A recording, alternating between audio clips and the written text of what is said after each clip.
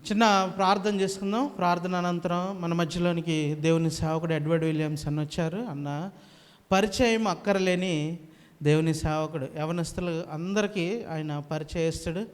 అన్న మనం అడిగినప్పుడు ఏమాత్రం కూడా నో అని చెప్పకుండా, చాలా దూర ప్రాంతంలో ఉన్నాడు నేను అడిగినప్పుడు, అయినా కూడా నో చెప్పకుండా మనల్ని ప్రేమించి చక్కగా మన మధ్యలోనికి వచ్చినందుకు అన్నకి వందనాలు. అన్నకి ఈ సమయాన్ని ఇచ్చే ముందు ఒక చిన్న ప్రార్థన చేసుకొని మనం అన్నకి ఈ సమయాన్ని చెప్దాం. మమ్మల్ని మిక్కిలిగా ప్రేమించిన మా తండ్రి, మీకు వందనాలు, స్తోత్రాలు ప్రభా. ఈ యొక్క సమయంలో ఆరాధనలో మీరు మాకు సహాయం చేస్తూ వచ్చారు ప్రభా. ఆరాధించడంలోను ప్రభా, పాటల్లోనూ మీ కృపను చూపించారు ప్రభా. ఇప్పుడు మీ దాసుని మా మధ్యలోనికి తీసుకొని వచ్చినందుకు వందనాలు, స్తోత్రాలు ప్రభా. మీ దాసుని సిలువ చాటున మరుగుపరుచుకోండి, చక్కగా మీ నోటి బోరగా మాత్రమే వాడుకోమని మా కొరకు త్వరగా రానున్న క్రీస్తు ప్రభు వారి నామంలో స్తుతించి ప్రార్థిస్తున్నాము తండ్రి, ఆమేన్.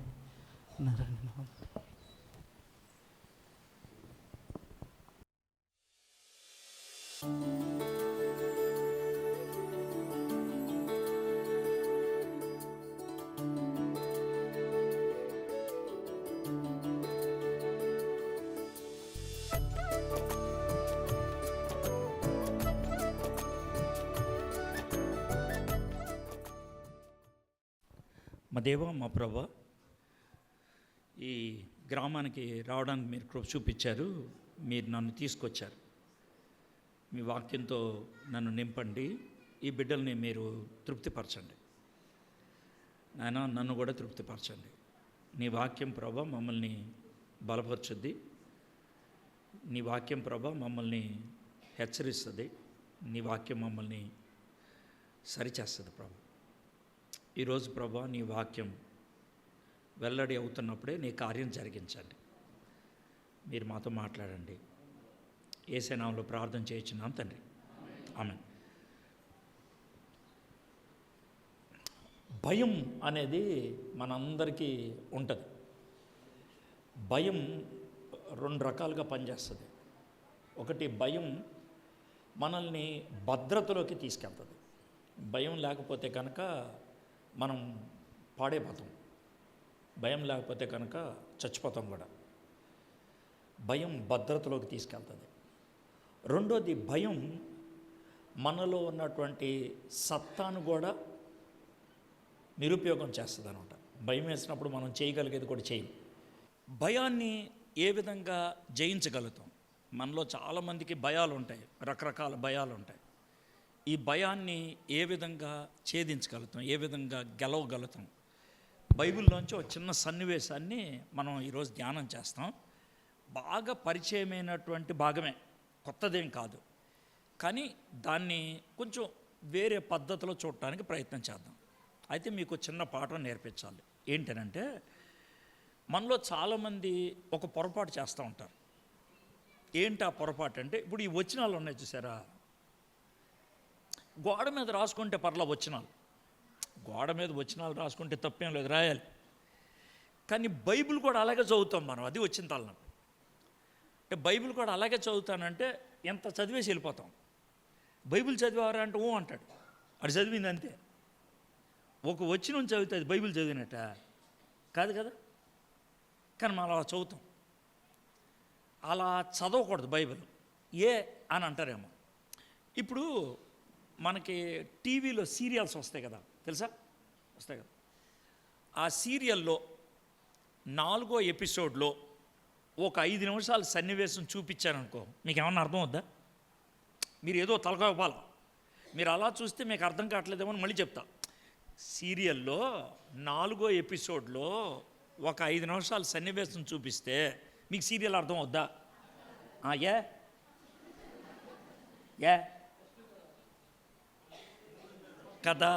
కదా. మరి బైబిల్లో తలా తోక లేకుండా ఒక వచనం చదివి నాకు అర్థం అవ్వాలనుకుంటే ఎలా వద్దే? మీకు అర్థమైందా? పైగా సార్ బైబిల్ చదువుతున్నాను సార్, అర్థం కావట్లేదు సార్ అంటాడు. మధ్యలో చదివితే ఎలా అర్థం అవుద్ది? ఓ పద్ధతిలో చదువుకుంటూ వెళ్ళాలి కదా. సార్ అయితే ఆదికాండం దగ్గర మొదలు పెట్టమంటారంటే అది కాదు నా ఉద్దేశం. ఏ పుస్తకం చదివినా ఆ పుస్తకం మొదల్లోంచి చదువుకుంటూ వెళ్తే కొంచెం అర్థం అవుద్ది. పోనీ కనీసం సార్ నాకు పుస్తకం అంతా చదివే అలవాటు లేదండి అని అంటే, అధ్యాయం ఉంటుంది కదా మనకు బైబిల్లో, ఆ అధ్యాయం అంతా చదువుకుంటే ఆ వచనానికి అర్థం ఏంటో మనకు తెలుస్తుంది. వాళ్ళ మీద బోర్డు వచనాలు రాశారు కదా, ఈ వచనం మనకు పూర్తిగా అర్థం కాదు. ఒకవేళ అర్థమైనా తప్పుగా అర్థం అవుతుంది. ఎప్పుడు సందర్భంలోంచి బయట తీసేస్తే, ఎక్కడ రాశారు, ఎవరు రాశారు, ఎందుకు రాశారని సందర్భంలో చదివితే మనకు బాగా అర్థమవుతుంది అనమాట. ఓకే, ఆ విషయం మీకు అర్థం అవ్వడానికి ఈరోజు బైబిల్లో ఒక అధ్యాయం మీతో కలిసి ధ్యానం చేస్తాం. కానీ అధ్యాయం మొత్తం ధ్యానం చేయం, అధ్యాయం మొత్తం చెప్తాం మీకు. దాంట్లో ఒక చిన్న భాగమే మనం ధ్యానం చేస్తాం. సందర్భంలోంచి బయటికి తీసేస్తే అది ఏ విధంగా తప్పుడు అర్థాన్ని ఇస్తుందో, సరిగ్గా అర్థం కాదో మీ ముందు చూపిస్తా. అది నేను చేసే పని. మత్తయి సువార్త 14వ అధ్యాయం, మత్తయి సువార్త 14వ అధ్యాయం తీయండి.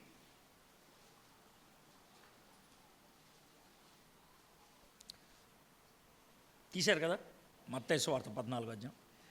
ఈ మత్తయి సువార్త 14వ అధ్యాయంలో 3 సన్నివేశాలు ఉన్నాయి. ఎన్ని? 3. మనం మధ్యలో సన్నివేశం చదువుతున్నాం. ఈ మధ్యలో సన్నివేశం ఒకటే చదివితే కనుక కొంచెం అర్థం అవుద్ది. పూర్తిగా అర్థం కాదంట్లా, కొంచెమే అర్థం అవుద్ది, పరిపూర్ణంగా అర్థం కాదు. పూర్తిగా అర్థం కావాలంటే దీని ముందు ఏం జరిగింది, దానికి దీనికి ఏమన్నా సంబంధం ఉందా, దీనికి పెద్ద తెలివితేటలు ఏం అక్కర్లా, దగ్గర జాగ్రత్త చదువుకుంటే చాలు. ఇప్పుడు మనం అదే చేయబోతున్నాం అనమాట. ఈ 3 సన్నివేశాలు అన్నాం కదా. మొదటి సన్నివేశం ఏంటనంటే, మొదటి 12 వచనాల్లో ఉంటుంది. ఏంటనంటే, బాప్తిస్మిచ్చే యోహాను ఉన్నారే, ఆయన చంపేశారు. చంపేసి ఆయన పాతెట్టేశారు. ఇది మొదటి సన్నివేశం. రెండో సన్నివేశం ఏంటంటే, యేసుప్రభు వారు శిష్యులందరినీ ఓ పడవెక్కించి పంపించాడు. పెద్ద తుఫాను వచ్చింది, వాళ్ళు భయపడిపోతామంటే ఈయన వెళ్ళాడు. వెళ్తే అప్పుడు పేతురు గారు నేను కూడా నడుస్తానన్నాడు. అది తెలిసింది కదా. అది రెండో సన్నివేశం. ఇక మూడో సన్నివేశంలోకి వచ్చేప్పుడు అక్కడ నుంచి వేరే చోటకి వెళ్ళి ఆయన వేరే చోట పరిచర్య చేశాడు. కొంతమందిని స్వస్థత పరచడం అయింది. ఈ 3 సన్నివేశాలు. ఈ 3 సన్నివేశాలలో మనం మధ్యలో దాన్ని ధ్యానం చేయబోతున్నాం. ఏ ధ్యానం? పడవ మీద పంపించాడు, శిష్యులంతా భయపడిపోయారే, దాన్ని ధ్యానం చేయబోతున్నాం. అయితే దాన్ని ధ్యానం చేయకముందు ముందేం జరిగింది అనే దాన్ని మనం ఒకసారి చదువుకుంటే పెద్ద ఎక్కువ ధ్యానం చదువుకుంటాం. చదువుకొని మనం 13వ వచనం నుంచి ధ్యానం చేయడం మొదలు పెడతాం. కాదు, మొదటి దాన్ని చదువుకుంటాం. చదువుకుంటే తర్వాత చదివేదానికి చక్కటి అర్థం ఇస్తుంది అనమాట. అది మీ ముందు చూపిస్తాను. మొదటి వచనం నుంచి. ఆ సమయముందు చతుర్థాధిపతి అయిన హేరోదు యేసును గూర్చిన సమాచారం విని, ఇతడు బాప్తిస్మిచ్చి యోహాను, అతడు మృతుల్లో నుండి లేచి ఉన్నాడు, అందువలననే అద్భుతములు అతని యందు క్రియారూపకములగుచున్నవని తన సేవకులతో చెప్పాను. ఎలయనగా, నీవు నీ సహోదరుడైన ఫిలిప్పు భార్యగు హేరోదియను ఉంచుకొనుటే న్యాయం కాదని యోహాను చెప్పగా, హేరోదు ఆమె నిమిత్తము యోహానును పట్టుకొని బంధించి చెరసాల్లో వేయించి ఉండెను. అతడు ఇతన్ని చంపగోరెను కానీ జనసమూహము అతన్ని ప్రవక్త అని ఎంచినందున వారికి భయపడిను. అయితే హేరోదు జన్మదినోత్సవం వచ్చినప్పుడు హేరోదియ కుమార్తె వారి మధ్య నాట్యమాడి హేరోదును సంతోషపరచను గనుక ఆమె ఏమి అడిగినను ఇచ్చదనని అతడు ప్రమాణపూర్వకంగా వాగ్దానం చేశాను. అప్పుడు ఆమె తన తల్లి చేత ప్రేరేపింపబడినదై బాప్తిస్మిచ్చి యోహాను తలను ఇక్కడ పళ్ళెములో పెట్టి నాకు అప్పగించమని అడిగాను. రాజు దుఃఖపడినను తాను చేసిన ప్రమాణం నిమిత్తము తనతో కూడా భోజనమును కూర్చున్న వారి నిమిత్తమును ఈయన ఆజ్ఞాపించి బంట్రోతును పంపి చెరసాలలో యోహాను తలను గొట్టించను. వాడు అతని తల్ల పళ్ళెంలో పెట్టి తెచ్చి ఆ చిన్నదానికి ఇచ్చెను. ఆమె తన తల్లి యొద్దకు దాన్ని తీసుకొని వచ్చెను. అంతటా యోహాను శిష్యులు వచ్చి శవంను ఎత్తుకొని పోయి పాతిపెట్టి యేసు నొద్దకు వచ్చి తెలియచేసిరి. ఇది ఊరినే చదివేశారు అంతే. దీంట్లో మనకు అర్థమయ్యేది ఏంటంటే, ఇప్పుడు పెద్ద ఆయన ఉన్నాడు కదా హేరోదు, యేసుప్రభు పుట్టినప్పుడు ఆ హేరోదు గారి కొడుకుల్లో ఒకడిన. అర్థమైందా? ఆ కొడుకు ఏం చేశాడంటే, తన అన్న అవుతాడు వరుసకి, వాళ్ళ భార్యను తెచ్చి ఇంట్లో పెట్టుకున్నాడు. వరుసగా వదిన అనుకోవచ్చు. అరే తప్పు కదరా అని యోహాను అడిగాడు. అడిగినందుకు ఎవరికి కోపం వచ్చింది? అమ్మాయి కోపం వచ్చింది, నువ్వు ఆడవే అని అట్లా. అయితే ఆవిడ కోపం వచ్చి ఆడిని చంపేసే అన్నది. అంటే నేను కావాలా ఆడు కావాలా ఆలోచించుకో అని అంటారు కదా ఆడవాళ్ళు, అలా ఆలోచించుకొని ఆడిని చంపేసే అన్నది. అంటే ఆడిని చంపేస్తే నన్ను వేసేస్తారమ్మా, నీకెందుకు వచ్చింది గొడవ, జైల్లో పెడతానని పెట్టించాడు. కానీ ఈవిడికి మాత్రం ఉంది, ఆడు నన్ను అంటాడా, ఆడిని ఏదో విధంగా కక్ష సాధించాలని మొత్తానికి కూతురు చేత డ్యాన్స్ వేయించి, ఆ డ్యాన్స్లో మంత్రముగ్ధులు అయిపోతే ఏ రోజు నీకేం కావాలో కోరుక అన్నాడు. అంటే ప్లేట్లో నాకు తలకాయ కావాలని అంటే తీసుకొచ్చి ఇచ్చేశారు. ఇది సన్నివేశం అయిపోయింది కదా, చచ్చిపోయాడు. యోహాన్ యొక్క శిష్యులు ఉంటారు కదా, ఆయన పాతి పెట్టేసి యేసు ప్రభు దగ్గరికి వచ్చి చెప్పారు, యేసయ్య నీకు విషయం తెలుసా అని. ఏంటనంటే యోహాన్ని చంపేశారు. అవునా, ఎలా జరిగింది, ఇగో ఇట్లా జరిగింది అని చంపేశారు, మేము పాతి పెట్టేశాం, ఇది జరిగింది. ఓకే, ఇది సన్నివేశం నెంబర్ 2. ఇప్పుడు రెండో దానికి వద్దాం. ఇది మనం ధ్యానం చేయబోయే విషయం. యేసు ఆ సంగతి విని, మీరు ఒకవేళ 13వ వచనంలో మొదలుపెట్టారనుకో, యేసు ఆ సంగతి విని అని మీరు చదివారనుకో, ప్రశ్న వచ్చేది ఏంటి, ఏ సంగతి? మీకు అర్థమైందా? అంటే పైన చదవకపోతే కనుక మనకు ఆ ప్రశ్న మిగిలిపోద్ది. అప్పుడు సార్ అని నాకు ఫోన్ చేస్తాడు, సార్ ఇక్కడ 13వ వచనంలో ఆ సంగతి విన్నా అన్నారు సార్, ఏంటి సార్ అదని. అంటే నేను చెప్పను, పైన చదవరా అంటాను. మామూలుగా తిన్నగా అక్కడే ఉంటుంది. చాలాసార్లు బైబిల్లో జవాబులు అక్కడే ఉంటాయి, మనం చదివితే చాలా మటుకు అర్థం అవుతుంది. వరుసగా బైబిల్ చదవటం అనేది నేర్చుకోవాలి. వరుసగా ఒక అధ్యాయం చదవడం నేర్చుకోవాలి. నేర్చుకుంటే మనకి లోతైన విషయాలు తెలియపోయినా అసలు ఏం జరిగిందో ఎట్లా కనీసం అదని తెలుస్తుంది. అర్థమైంది కదండి. యేసు ఆ సంగతులు విని దోణి ఎక్కి, ఏమెక్కాడు? దోణి అంటే ఏంటి? ఓ పడవ. దోణి ఎక్కి అక్కడ నుండి అరణ్య ప్రదేశమునకు ఏకాంతముగా వెళ్ళాను. ఇప్పుడు జాగ్రత్త వినండి. ఇక్కడ ఉన్నాడు యోహాను, బాప్తిస్మిచ్చి యోహాను చచ్చిపోయాడని తెలిసింది, చంపేశాడని తెలిసింది.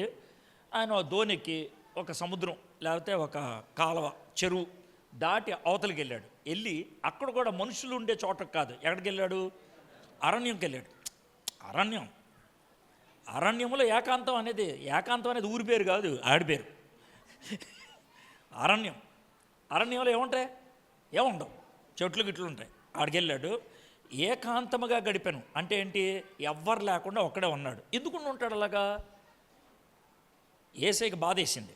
ఎందుకు బాధేసింది? బాప్తిస్మిచ్చి యోహాను చచ్చిపోయాడు కాబట్టి. అవునా కదా, ఆయన చచ్చిపోయాడు కాబట్టి బాధేసింది. అయ్యో నాకు కజిన్ అవుతాడు, నాకంటే ఒక 6 నెలలు పెద్దోడు అని దుర్మార్గంగా చంపేశారంట అని బాధతో ఆయన ఏకాంతంగా గడుపుతున్నాడు. ఏకాంతంగా ఎవరితో గడుపుతాడు ఆయన? తండ్రితో. ఎవరితో? తండ్రితో. అంటే ఇప్పుడు మనకేమన్నా బాధ వచ్చినప్పుడు మనకి ఇష్టమైన వాళ్ళ దగ్గరికి వెళ్ళి మాట్లాడుకుంటాం కదా. ఇక్కడ యేసుప్రభు వారు ఏం చేశారు? తండ్రితో గడుపుతున్నాడు. తండ్రితో గడిపితే కనుక దాన్ని ఏమంటారు మనం?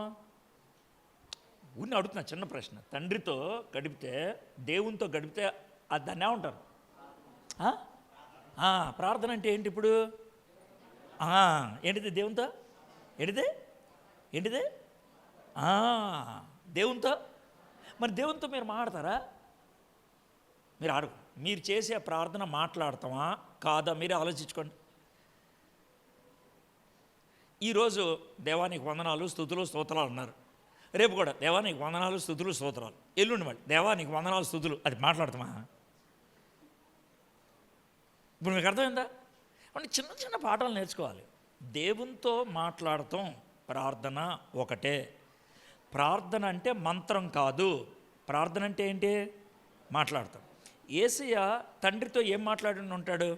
తండ్రి, బాప్తిస్మిచ్చి యోహాను చంపేశారంట, నాకు బాధగా ఉంది, నాకు కష్టంగా ఉంది, ఇదే కదా చెప్పుకున్నది. అవును కదా, అందుకే కదా ఏకాంతంగా గడిపాడు. ఆ టైంలో వేరే వాళ్ళతో కలిసి ఉండడానికి ఆయనకి ఇష్టం ఉంటుందా? లేదు. బాధలో ఉన్నప్పుడు ఒక్కళ్ళే ఉండాలనిపిస్తుంది కదా. యేసయ్య మనలాంటోడా కాదా చెప్పండి. అవునా కదా? ఇప్పుడు మిమ్మల్ని ఎవరైనా తిట్టారు, లేకపోతే మీకు ఏదైనా బాధ కలిగింది, ఏదా మీకు ఒక చెడ్డ సమాచారం వినబడింది, మీకు బాధ వేసింది, గదిలోకి వెళ్ళి తలుపేసుకుంటారు కదా. గదిలోకి వెళ్ళి తలుపేసుకోవడం తప్పేం లేదు, కానీ గదిలోకి వెళ్ళి తలుపేసుకొని ఏడుస్తూ ఉండకూడదు. గదిలోకి వెళ్ళి తలుపేసుకొని మీరు ఆ బాధ గురించి ఆలోచించుకుంటూ ఉండకూడదు. ఏమవుద్దు సార్? తలుపేసుకొని ఆ బాధ గురించి ఆలోచించుకుంటూ ఉంటే మీలోకి ఏమొస్తుంది? నిరాశ వస్తుంది, కోపం వస్తుంది, దేవుడు ఏమైపోయాడు అనేటువంటి ప్రశ్న వస్తుంది. అవునా కదా? ఇది మనకు వచ్చేటువంటిది. తలనొప్పి వస్తుంది. అవునా? అయితే గదిలోకి వెళ్ళి తలుపేసుకుంటే తప్పులేదు, కానీ గదిలోకి వెళ్ళి తలుపేసుకొని ఎవరితో చెప్తే బాగుంటుంది? దేవా ఎందుకు ఇలా అయింది? అయితే ఆ బాధల్లో ఉన్నప్పుడు దేవుడితో చెప్పేసుకోవాలి. ప్రభా నాకు ఈ బాధ ఉంది, నాకు ఈ కష్టం ఉంది, ఎందుకు ఇట్లా అయింది? తప్పులేదు. బాధని దేవుడితో ఉన్నట్లుగా చెప్పుకుంటే తప్పేం లేదు. దేవుడు ఎప్పుడు కూడా తిట్టడం. ఎందుకు చెప్తున్నావు నాకు అంటే అస్సలు. బైబిల్లో ఉన్నటువంటి భక్తులంతా కూడా బాధలు చెప్పుకున్న వాళ్ళే. మోషే బాధలు చెప్పుకున్నాడు, ఏలియా బాధలు చెప్పుకున్నాడు, దావీదు బాధలు చెప్పుకున్నాడు. అవునా కదా? పౌలు బాధలు చెప్పుకున్నాడు, యేసుప్రభు కూడా చెప్పుకున్నాడు. సాక్షాత్ యేసుప్రభు కూడా అయ్యా ఇది బాధగా ఉంది నాకు అని కదా చెప్పుకోవచ్చు. సరే, ఏం జరిగింది చూద్దాం. అరణ్య ఏకాంతముగా వెళ్ళాను. జనసమూహములు ఆ సంగతి విని ఎవరు విన్నారు అంటే ప్రజలు ఎవరు విన్నారంటే, అరే ఈ ఊర్లోకి వేసి వచ్చాడంటరా, ఎటు వెళ్ళాడు? ధోనికి వెళ్ళాడంటరా. ఎక్కడికి వెళ్ళాడు? అరణ్యంలోకి వెళ్ళాడంట. పదనరా పదన, మనం కూడా ధోనులు వేసుకొని వెళ్ళిపోదాం అని అందరూ ధోనులు వేసుకొని ఆ అరణ్యం దగ్గరికి వెళ్ళిపోయారు. ఏమంది?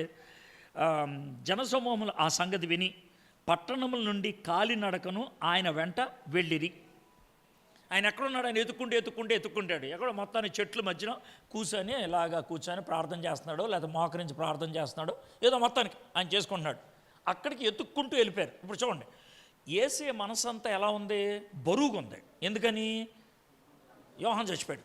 అది మనం స్టోరీ ఎలా గుర్తుపెట్టుకోవాలి. యోహాను చచ్చిపోయాడు కాబట్టి చాలా బరువుగా ఉంది. ఆయన ఒక్కడే ఉన్నాడు. ఎవరితో ఉన్నాడు? తండ్రితో ఉన్నాడు. ఇది పరిస్థితి. ఒక్కడే ఉండి బాధలో తండ్రితో మాడుతూ ఉన్నాడు. బహుశా ఆ శిష్యులతో చెప్పున్నట్టు, మీరు వెళ్ళండి, నేను ఒక్కడనే ఉంటాను. ఎందుకయ్యా? నేను ఒక్కడనే ఉంటాను, మీరు వెళ్ళండి అని అంటే ఈ శిష్యులంతా పక్కకి వెళ్ళిపోయారు. ఒక్కడే ఉన్నాడు ఆయన. ఏకాంతం అంటే శిష్యులతో ఉంటే ఏకాంతం అనే మాట ఉండదు కదా. ఒక్కడే ఉన్నాడు. బహుశా ఈ జనాలంతా వచ్చుంటే ఈ శిష్యులు ఎక్కడికి? మాకు ఏసై కావాలి, ఊరుకోండి ఆయన ఒక్కడే గడుపుతాడు. కాదు సార్, అర్జెంటుగా మా బాబుకి దెయ్యం పట్టింది. కాదు సార్, మా అబ్బాయి చచ్చిపోయేటట్టున్నాడు. కాదు సార్, మా ఆవిడికి ఇలా ఉంది అని ఒక్కొక్కళ్ళు ఒత్తిడి తీసుకొస్తున్నారు. ఎవరి మీద? శిష్యుల మీద. వెళ్ళడానికి వీలేదు అని ఉంటారు. మొత్తానికి వాళ్ళందరూ తోసేసి ఏం జరిగింది? 14 వచనం. కాలినడకన ఆయన వెంట వెళ్ళిరి. ఆయన వచ్చి ఆ గొప్ప సమూహమును చూచి వారి మీద జాగ్రత్త. యేసు ప్రభు పరిస్థితి ఏంటి? బాధలో ఉన్నాడు. యేసు ప్రభు తండ్రితో ఒక్కడే గడుపుతున్నాడు. హృదయం అంతా బరువుగా ఉంది, కష్టంగా ఉంది. అది ఆయన పరిస్థితి. అయితే ప్రజలు బాధతో ఆయన దగ్గరకు వచ్చినప్పుడు అని అన్నాడా? వాళ్ళ మీద ఏం కలిగింది దీనికి? కాబట్టి ఆయన పరిస్థితి ఎలా ఉన్నప్పటికీ మనము ఆయన దగ్గరికి వెళ్ళి దేవా అని మాట్లాడితే ఆయన మనకి టైం ఇస్తాడా? ఇస్తాడుగా. మరి టైం ఇస్తాడని అంత నమ్మకం మీరుంటే ఆ టైంని మీరు తీసుకుంటున్నారా లేదా? అది ప్రశ్న. గుర్తుపెట్టుకోండి, మనం దేవుని పెట్టలేం కదా, క్రైస్తవులం కదా. క్రైస్తవులకి ప్రార్థన చేయడానికి 3 ఉండవు. ఏంటి సార్ 3 అంటే? 1 టైము రైము ఉండదు. మనకి టైము రైము ఉండదు. ఇప్పుడు ముస్లింలు ఉన్నారనుకోండి, వాడికి 5 టైములు ఉంటాయి రోజుకి. ఎన్ని? ఆ 5 టైముల్లోనే ప్రార్థన చేస్తాడు. హిందూ ఉన్నారనుకోండి, వాళ్ళకు ఒక గడియలు ఉంటాయి, ఆ టైంలోనే ప్రార్థన చేస్తారు. మనకో ఎప్పుడేం చేసుకోవచ్చు, ఇప్పుడు చేయొచ్చు, ఇప్పుడు చేయకూడదని ఏమైనా ఉంటుందా? ఎప్పుడైనా చేయొచ్చు. అవునా కదా? మనకి టైం ఉండదు. ఇప్పుడు మనకి ఆదివారం సెలవు. ఆదివారం అందరం కలిసాం. రేపు పొద్దున ప్రభుత్వం వాళ్ళు ఏ కారణం చేతో భారతదేశంలో ఆదివారం సెలవు కదరా, గురువారం సెలవు అన్నారనుకోండి, ఏం చేస్తావు సార్ నువ్వు? అంతే కదా మరి కదా. మనకి ఏమన్నా సమస్య ఉందా? ఏం లేదు. మనకి టైం లేదు. ఏ టైం అయినా ఒకటే. రెండోది, మనకి టైమే కాదు, ప్లేస్ కూడా లేదు. అర్థమైందా? దేవుడు ఎక్కడున్నాడు అనుకుందాం మనం, కరెక్టేనా కదా? ఒకవేళ నువ్వు బాత్రూంలో స్నానం చేస్తున్నప్పుడు భయం వేసింది అనుకో, బాత్రూంలో స్నానం చేస్తున్నప్పుడు బల్లో గిల్లో కనబడింది, భయం వేసింది. అప్పుడు ప్రార్థన చేస్తావా లేదా? ప్రభా సాయం చేయంటావా? చేయొచ్చా? అలాగా చేయొచ్చా? అలాగో ముస్లిం బాత్రూంలో నమాజ్ చేస్తాడా? అలాగో ఒక హిందూ బాత్రూంలో పూజ చేస్తాడా? కానీ క్రైస్తవులు ప్రార్థన చేస్తారా? మీకు అర్థమైంది కదా. మనకి ప్లేస్ ఎక్కడైనా ఒకటే, ఎక్కడున్నా ప్రార్థన చేయొచ్చు, మనం ఎప్పుడైనా ప్రార్థన చేయొచ్చు. మూడోది, ముస్లింలకు ముల్లా ఉంటాడు, హిందువులకి పూజారు ఉంటారు, క్రైస్తవుకి పాస్టర్లు సేవకులు ఉంటారు. వాళ్ళే చేయాల ప్రార్థన, మనం కూడా చేయొచ్చా? ఎవడైనా చేయొచ్చు. ఇప్పుడు యేసు ప్రభు దగ్గరికి వెళ్ళాలంటే ఈయన ద్వారా వెళ్ళాలా, డైరెక్ట్గా వెళ్ళొచ్చా? వెళ్ళొచ్చు కదా. అలాగా ఒక హిందూ వెళ్తాడా దేవుడి దగ్గర డైరెక్ట్గా? వెళ్ళడం. ముస్లిం వెళ్తాడా? మనం వెళ్తాం. ఇప్పుడు మీ పక్క అర్థమైంది కదా. మనకి టైం లేదు, ఎప్పుడైనా చేయొచ్చు. ప్లేస్ లేదు, ఎక్కడైనా చేయొచ్చు. వ్యక్తితో సంబంధం లేదు, ఎవడైనా చేయొచ్చు. అవునా కదా. యేసు ప్రభుకి ఎక్కడెక్కడి నుంచి ప్రార్థన చేశాడు చూద్దాం. యేసు ప్రభు వారికి అది చూసేదేం లేదు, కాదండి. శిలువ మీద ఆయన చచ్చిపోతున్నాడు, పక్కన ఇంకోటి చేస్తున్నాడు. అటు ప్రార్థన చేసాడు లేదా? ఊరికారా ఎప్పుడైనా చేస్తాంటే ప్రార్థన చేస్తున్నాం అని అన్నాడా? అది చేశాడు. సమాధుల తోటలోకి వెళ్ళాడు, అక్కడ ఆడు ప్రార్థన చేశాడు, వినడం లేదా? ఎక్కడి నుంచి ప్రార్థన చేసినా ఆయన విన్నాడు. ఆయన ఎక్కడి నుంచి ప్రార్థన చేసినా, ఎవరు ప్రార్థన చేసినా ఆయన విన్నాడు. అర్థమైందా? ఇక్కడ అసలు పరిస్థితి ఏంటంటే, మనకి సువార్థికుడు ఆ కుర్రోళ్ళు కొంచెం గట్టిగా అరుస్తున్నారు మరీ ఘోరంగా. అందులో మీ అబ్బాయి ఉన్నాడు, ఆడు మరీ గట్టిగా అరుస్తున్నాడు. ఇక్కడ కనబడుతుంది బ్లూ షర్ట్, అది వాళ్ళు కిటికీ పక్కన పంచాయతీ పెట్టారు, అది సెక్రటరేట్ దగ్గరే కదా. నాకు వాక్యం చెప్పేటప్పుడు నిశ్శబ్దంగా ఉండాలని కోరుకుంటుంది. నేను ఇష్టంగా చెప్తాను వాక్యం, మనస్ఫూర్తిగా చెప్తాను, అందరికి అర్థమయ్యేటట్లు. కానీ ఎవడైనా గొడవలు చేశారనుకో పిచ్చ కోపం వచ్చేస్తుంది నాకు. అందుకని చెప్పొద్దు, కొన్నిసార్లు మానేసి వెళ్ళిపోతాను. నేను చాలా సీరియస్ చెప్తున్నా, వదిలేసి వెళ్ళిపోతాను నేను. దేవుని వాక్యానికి విలువ ఇవ్వనటువంటి వీళ్ళకి నేను ఎందుకు చెప్పాలనిపిస్తుంది నాకు. అది పరిస్థితి. అంటే నేను ఇప్పుడు చిన్న మాట చెప్తాను, ఏమనుకోద్దు. ఇక్కడ నిశ్చితార్థ కార్యక్రమం జరుగుతుంది అనుకుందాం, పెళ్లి సంబంధాలు జరుగుతున్నాయి. కుర్రోళ్ళు అలా గొడవ పెడుతున్నాను అనుకో, మీరు ఒప్పుకుంటారా? ఎందుకో చెప్పండి. ఎందుకో చెప్పాలి, నాకు చెప్పాలి. మీరు చెప్పేదాకా ముందుకెళ్ళాను. ఎందుకో చెప్పాలి. డిస్టర్బ్ అయితే ఏమవుద్ది? చెప్పాలి. పర్లేదు, గట్టి చెప్పండి. మిమ్మల్ని ఏం తిట్టున్నాను. మనస్పర్ధలు వస్తాయా? మాట అది కాదు, సహజావు కాదు. ఇక్కడ నిశ్చితార్థం జరుగుతుంది, పెళ్లి సంబంధం పైన గొడవలు జరుగుతుంది. జరగనిస్తారా గొడవ? ఎందుకని? సంబంధం తెగిపోద్ది అదే కదా. మరి ఇప్పుడు మనం దేవుడితో సంబంధం ఏర్పరచుకుంటున్నావా? ఆడికి వెళితే తెగిపోద్దా లేదా? మరి ఆ నిశ్చితార్థం విషయం అంత గ్యారంటీగా ఉన్నప్పుడు ఇక్కడ ఎందుకు ఉండడు? మీరు అలా ఆలోచించాలి. ఇప్పుడు దేవుని వాక్యం వింటున్నప్పుడు మీతో మాట్లాడేది ఎవరో? దేవుడు మాట్లాడేవాడు. బయట కబుర్లు ఆడుతూ ఉంటే మీకు ఏమొస్తుంది? దేవుడు కోపం వచ్చి మానేస్తాడు మాడతాం. దేవుడు కోపం వస్తే మానేస్తాడు. నిజం, గుర్తుపెట్టుకోండి. ప్రభువా, అందుకనే కీర్తనకారుడు, ఎందుకు మౌనంగా ఉన్నావు? నువ్వు మౌనంగా ఉంటే నేను తట్టుకోలేను, నన్ను కొట్టు, నన్ను తిట్టు, కానీ మౌనంగా ఉండొద్దు. గుర్తుపెట్టుకోండి, దేవుని మాటగా విలువ ఇవ్వకపోతే మానేస్తాడు. మాడతాం మానేటువంటి ఏంటి చెప్తాను తెలుసా? దేవుడు మాట్లాడుతూ మానేటువంటి, నేను మాడుతూ ఉంటాను, మీకు అర్థం కాదు, వినబుద్ధి కాదు, అది మాడతాం మానేటువంటి. ఎక్కదో కూర్చోబుద్ధి అవుతుంది ఇక్కడ. అది మీకు చాలాసార్లు జరిగి ఉంటుంది. ఎందుకు అలా జరిగిందంటే దేవుడు కోపం వచ్చింది. కోపం రానకూడదు, జాగ్రత్తగా వినాలి. మీకు అర్థమయ్యేటట్లు చెప్తున్నాను లేదా? నేను అర్థమవుతుంది, సింపుల్గా అర్థమవుతుంది కదా. మనకి ఏది బాధ? అర్థం కాకపోతే మరి బోరు కొట్టింది అనుకోవచ్చు. అది విషయం. అయితే దేవునితో ఎప్పుడైనా ఎక్కడైనా చెప్పుకోవచ్చు. కానీ ఇక్కడ విషయం ఏంటంటే, యేసు ప్రభువారే బాధల్లో ఉన్నారు. యేసు ప్రభువారే తండ్రితో గడపాలని ఆయన ఏకాంతంగా వెళ్ళిపోయాడు. ప్రజలు డిస్టర్బ్ చేస్తారని దోనెక్కి అవతలకి వెళ్ళి అరణ్యంలోకి వెళ్ళి మొల్లో కూర్చున్నాడు ఆయన.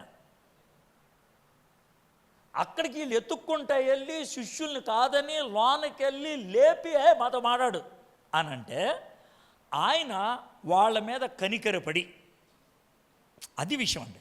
కనికరపడి ఏం చేశాడు, ఆయన వచ్చి ఆ గొప్ప సమూహం చూచి వారి మీద కనికరపడి వారిలో రోగులైన వారిని స్వస్థపరిచెను. సూపర్. ఇక్కడతో అయిపోయిందా? నెక్స్ట్ అయింది. సాయంకాలం అయినప్పుడు శిష్యులు ఆయన వద్దకు వచ్చి, ఇది అరణ్య ప్రదేశము, ఇప్పటికే ప్రొద్దిపోయాను, ఈ జనులు గ్రామంలోనికి వెళ్ళి భోజన పదార్థంలో కొనుక్కొనుటకై వారిని పంపివేయమని చెప్పిరి. అంటే చాలాసేపు బోధిస్తూ ఉన్నాడు. అంటే ఏంటి, ఇక మర్చిపోయాడు. ఈయనేం మర్చిపోయాడు, ఈయన బాధ మర్చిపోయాడు, ఈయన గుండె బరువు పోయింది. ఇక ప్రజలకి ముందు స్వస్థత కలిగిన తర్వాత కూర్చోండి, మీరు ఇలా ఉండాలా, ఇలా ఉండాలా, మీరు శారీరక స్వస్థత ఉంటే సరిపోదు, ఆత్మీయ స్వస్థత ఉండాలా, ప్రార్థన చేసుకోవాలా అని ఇలాగ బోధిస్తూ ఉన్నాడు. ఎంతసేపు? సాయంత్రం అయిపోయింది, చీకటి పడిపోయే పరిస్థితి వచ్చింది.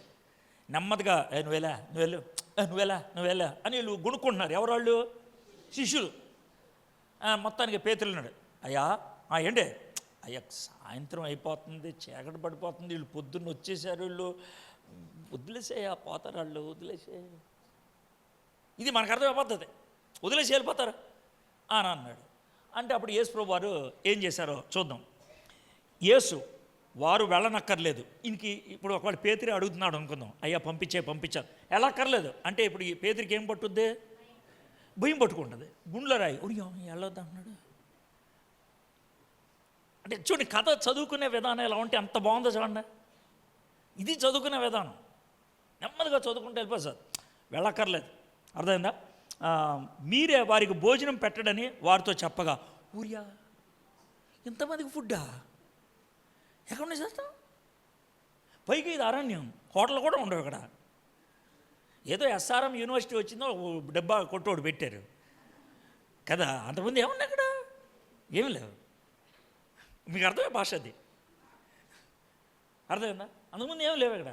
ఎదురుకొద్ది ఏమన్నా కావాలన్నా మంగళగిరి పోవాలా, అక్కడ కూడా అదే పరిస్థితి. సార్ ఒకళ్ళిద్దరికంటే 2 ప్లేట్ ఇడ్లీలు ఉంటాయి, కానీ ఇంతమందికి అక్కడ తీసుకురాం, పైకి సాయంత్రం.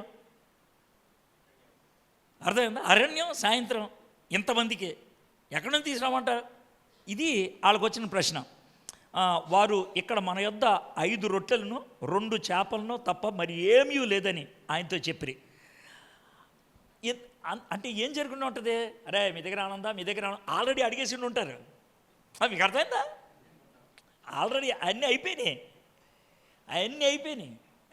సార్ మొత్తం అంతా ఇన్వెస్టిగేషన్ అయిపోయింది, ఇక్కడ మన దగ్గర 5 రొట్టెలు 2 చేపలు ఉన్నాయి అంతే. అలాగా యేసు ప్రభు వారు చెప్తే అందుకు ఆయన వాటిని నా దగ్గర తెండని చెప్పి పచ్చిక మీద కూర్చుండుడని జనులకు ఆజ్ఞాపించి ఆ 5 రొట్టెలను 2 చేపలను పట్టుకొని ఆకాశం వైపు కన్నులెత్తి ఆశీర్వదించి ఆ రొట్టెలు విరిచి శిష్యులకు ఇచ్చాను. శిష్యులు జనులకు వడ్డించిరి.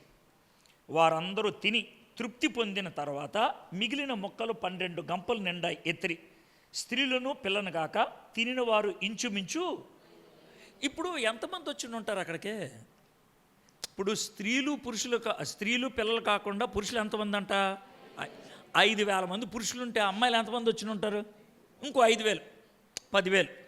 ఈ 10,000 మంది పెద్దవాళ్ళ దగ్గర పిల్లలు ఎంతమంది ఉంటారు? ఒక 6,000-7,000 వేసుకోవచ్చు కదా.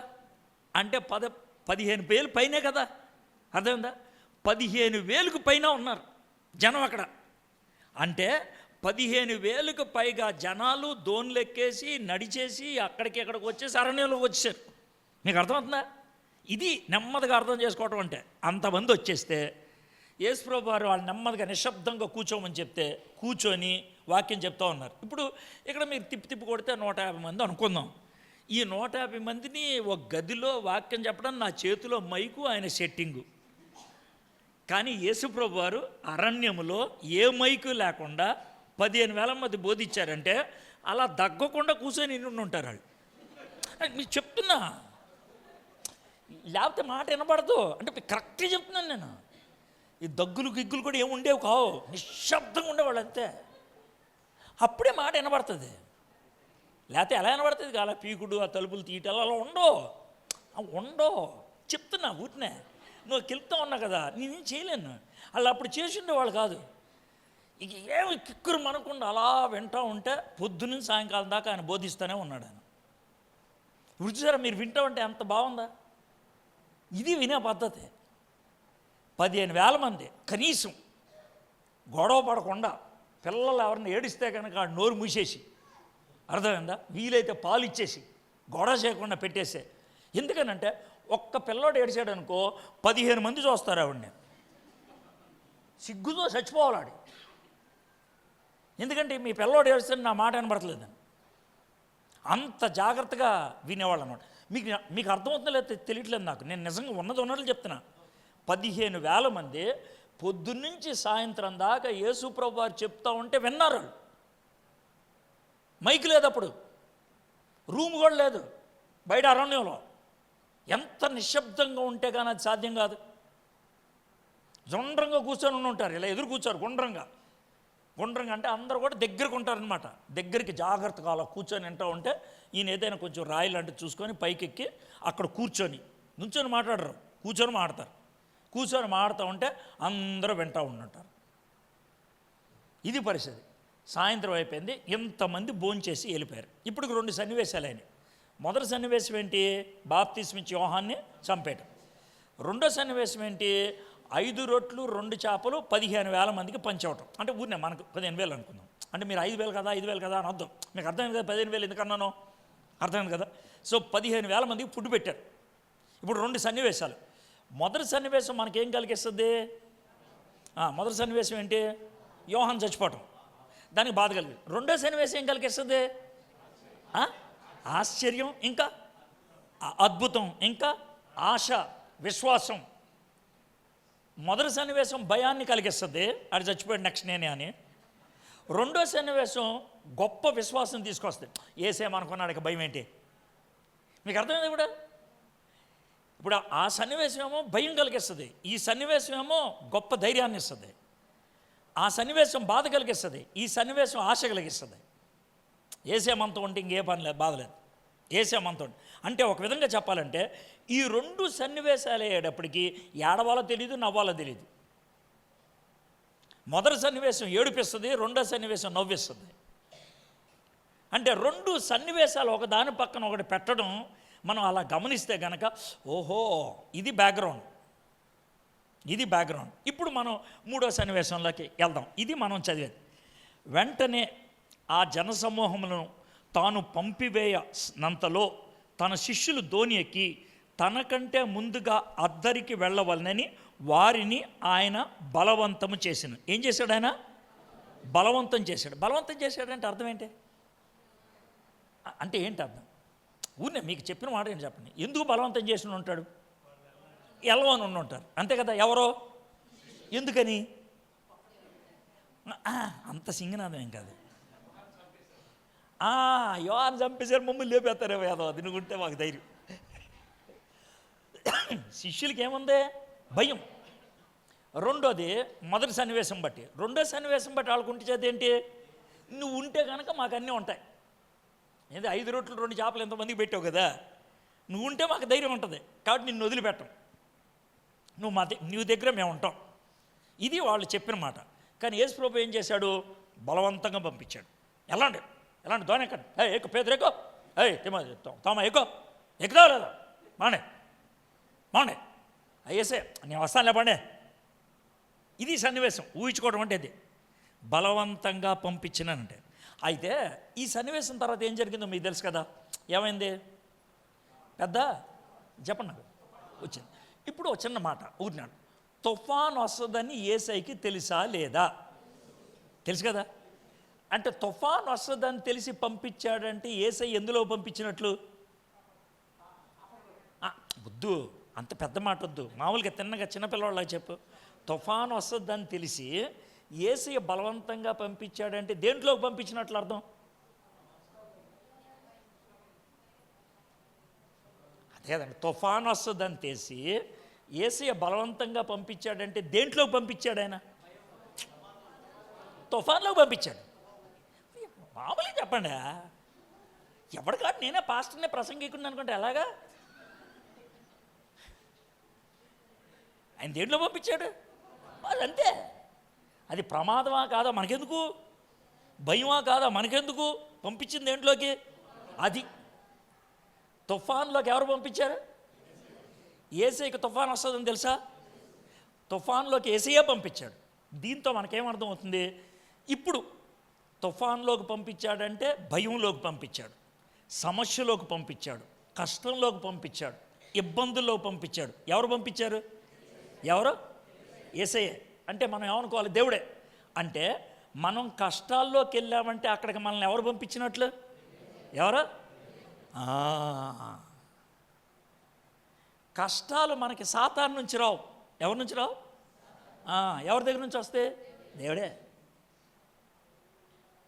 ఇప్పుడు మీ మొహాలు చూడండి ఎంత తేడా అయిపోయినాయి. అర్థమైందా? దేవుడికి తెలియకుండా మన దగ్గరికి ఏది రాదు. దేవుడికి తెలియకుండా మన దగ్గరికి ఏది రాదు. ఏదైనా మన దగ్గరికి రావాలంటే ఎవరు అనుమతి ఇవ్వాలి? ఇప్పుడు యోబు దగ్గరికి సాతానుడు వెళ్ళాడు కదా. సాతానుడు యోబు దగ్గరికి వెళ్ళకముందు ఎవరి దగ్గరికి వెళ్ళాడు? ఎందుకని? పర్మిషన్ కోసం. మీకు అర్థమైంది కదా? వెళ్ళమంటావు అంట, వెళ్ళు కానీ ఇంకో అక్కడ దాకా వెళ్ళు కానీ అక్కడ దాకా వెళ్ళు అని ఎవరు చెప్పారు కదా? మరి నీకు వచ్చిన కష్టాలు ఎవరు పంపిస్తే వచ్చాయి కదా? మరి ఈ కష్టాలు దేవుడే పంపిస్తే ఎవరి దగ్గరికి వెళ్తే మంచిది కదా? మరి నువ్వు ఎవరి దగ్గరికి ఎందుకు వెళ్ళావు?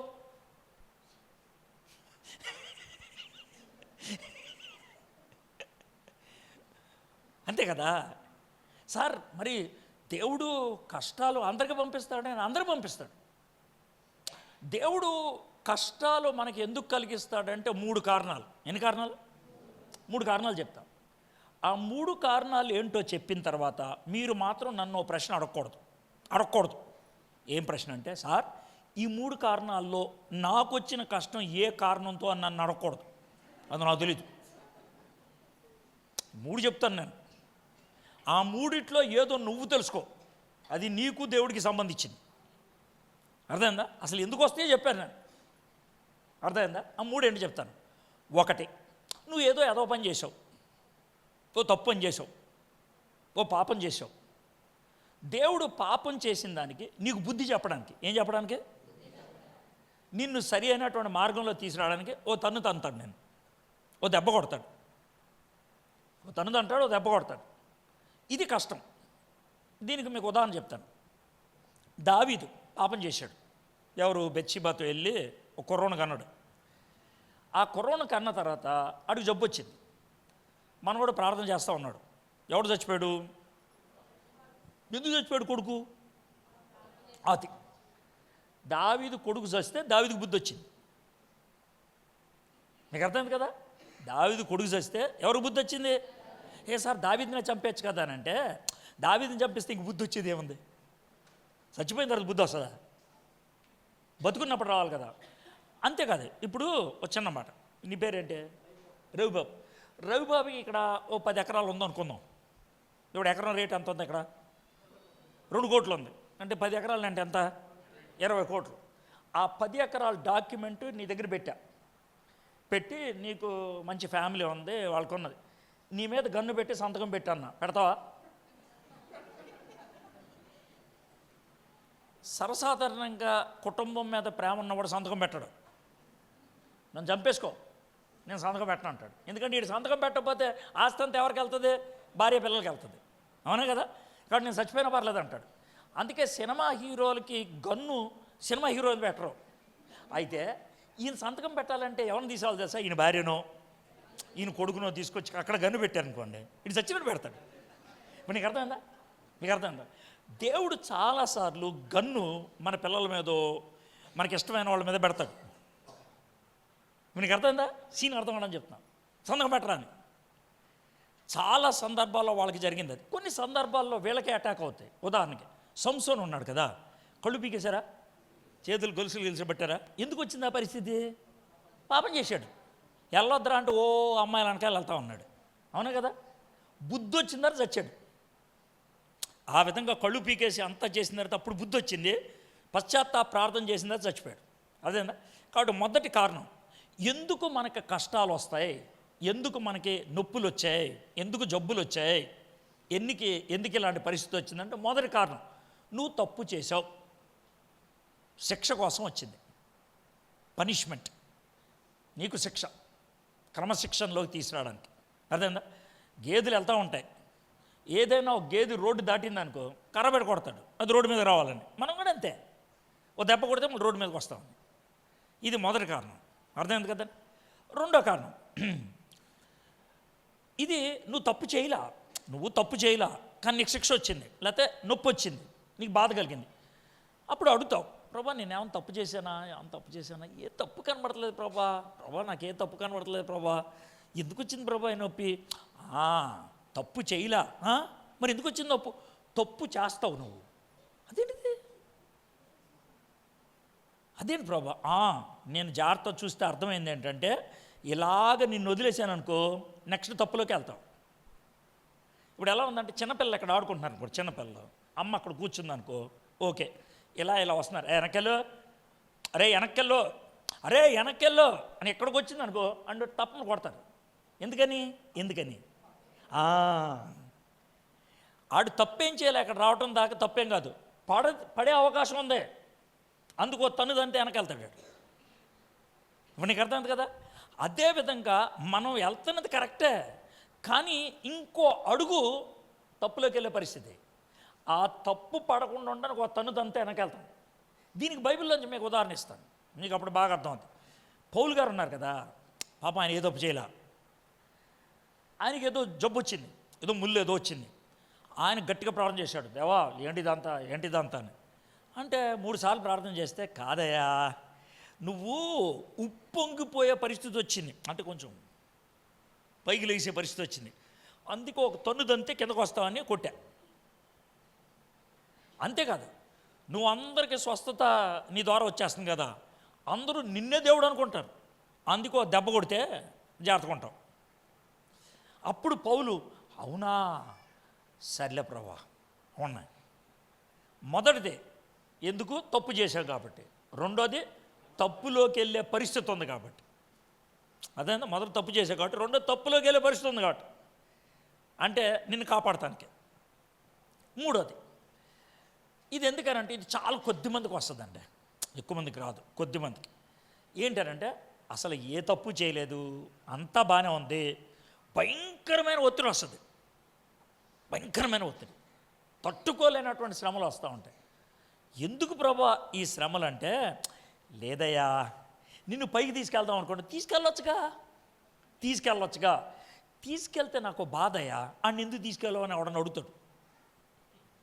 నీకు అర్థమైందా? ఆడికొక్కడికే ఎందుకు ఆశీర్వాదం ఇచ్చావని ఎవడొకడు అడుగుతాడు. ఈ సాతానుగాడే అడుగుతాడు వచ్చి, ఆడిని ఎందుకు దీవిచ్చావు, ఆడేంటి పెద్ద పోటుగాడు అనుకున్నావా అంటాడు. ఇప్పుడు యోబు గురించి అదేగా వచ్చింది గొడవ, పెద్ద పోటుగాడా, ఎందుకని అంత దీవిచ్చావు అన్నాడు కదా. కాబట్టి నిన్ను ఊరికే పైకి తీసుకెళ్తే కనుక ప్రజలంతా ప్రశ్నిస్తారు, నన్ను సాతాను కూడా ప్రశ్నిస్తాడు. అందుకే ఇలాంటి ఒత్తిళ్ళన్నీ పెట్టి నిలబడిన తర్వాత పైకి తీసుకెళ్ళానుకో ఇంకెవడు మాట్లాడు. నీకు అర్థమైంది? ఇప్పుడు యోబుకి డబల్ ఆశీర్వాదం ఇచ్చాడు. దానికి ముందు ఏం చేశాడు, కష్టాలన్నీ వచ్చినాయి, కష్టాలన్నీ నిలబడ్డాడు, ఆశీర్వాదాన్ని ఆవిడ ప్రశ్నించడం. యోబుని ఎందుకు ఆశీర్వదించామని అడుగుతాడా అనరు. పని మనిషి, దాసుడు, అమ్మేసినటువంటి బానిస ప్రధానమంత్రి అయిపోయాడు. ఎవరు? యోసేపు. ఎవరిని అడిగారా? ఎందుకు అడగలా? ఎందుకంటే పవిత్రంగా ఉన్నాడు కాబట్టి, పరీక్షలన్నీ గెలిచాడు కాబట్టి. అబ్రాం గారికి విశ్వాసులకు తండ్రి అని బిరుదు ఇచ్చారు. ఇంకెవరికైనా ఉంటుంది ఆ బిరుదు? ప్రపంచంలో కాడికి ఒక్కడికే, ఇంకొకటి తండ్రి ఉండటానికి వీల్లేదు కదా మనకే, ఓడే. విశ్వాసులందరికీ ఓడే తండ్రి. ఎవరైనా ఒకవేళ ఈ ప్రపంచం ఇంకో 5 ఏళ్ళు ఉందనుకోండి, 5,000 సంవత్సరాలు ఉందనుకోండి, 5,000 సంవత్సరాల తర్వాత కూడా ఒకటే మాట అంటారు, అరే మన విశ్వాసానికి తండ్రి ఎవరో అబ్రాం, అంతే, ఇంకోటి లేడు. అయితే ఆ బిరుదు, ఆ టైటిల్ అబ్రాంకి ఇవ్వకముందు ఆయన పెట్టిన పరీక్ష భయంకరమైంది. ఏంటా పరీక్ష? నీ కొడుకుని రేపారా అన్నాడు. మామూలు విషయం అది, కొడుకుని చంపామంటామంది మామూలు విషయం. మనోడు ముందుకెళ్ళిపోయాడు కదా, మనం ఎవరిని అలా సాధ్యం చేయగలమా? కాబట్టి ఎవరినైనా కూడా పైకి తీసుకెళ్ళాలంటే దేవుడు పరీక్ష పెడతాడు. ఎందుకని? మనందరికీ ఓ రుజువు, మనందరికీ ఒక మాదిరి. అర్థమైందా? ఇప్పుడు 3 కారణాలు. మొదటి కారణం ఏంటి? తప్పు చేసాం. రెండో కారణం ఏంటి? తప్పులోకి వెళ్ళే పరిస్థితి. మూడోది ఏంటి? పై తీసుకెళ్ళటానికి. సులభంగా అర్థమైపోయినాయి కదా. అయితే ఈ మూడింటి కూడా దేవుడు సహాయం చేస్తాడు. మనం తప్పు చేసి కష్టాల్లోకి వెళ్తే దేవుని యొక్క కనికరం కోరాలి. ఏం కోరాలి? కనికరం. నా మీద దయ చూపించు, నన్ను క్షమించు, ఇది మనం కోరాల్సింది. ఒకవేళ ఏ తప్పు చేయకుండా మనం కష్టంలోకి వెళ్తే పౌలులాగా మనకి కాపుదల కోసం అప్పుడేం కోరాలి? కృప కోరాలి. ఏం కోరాలి?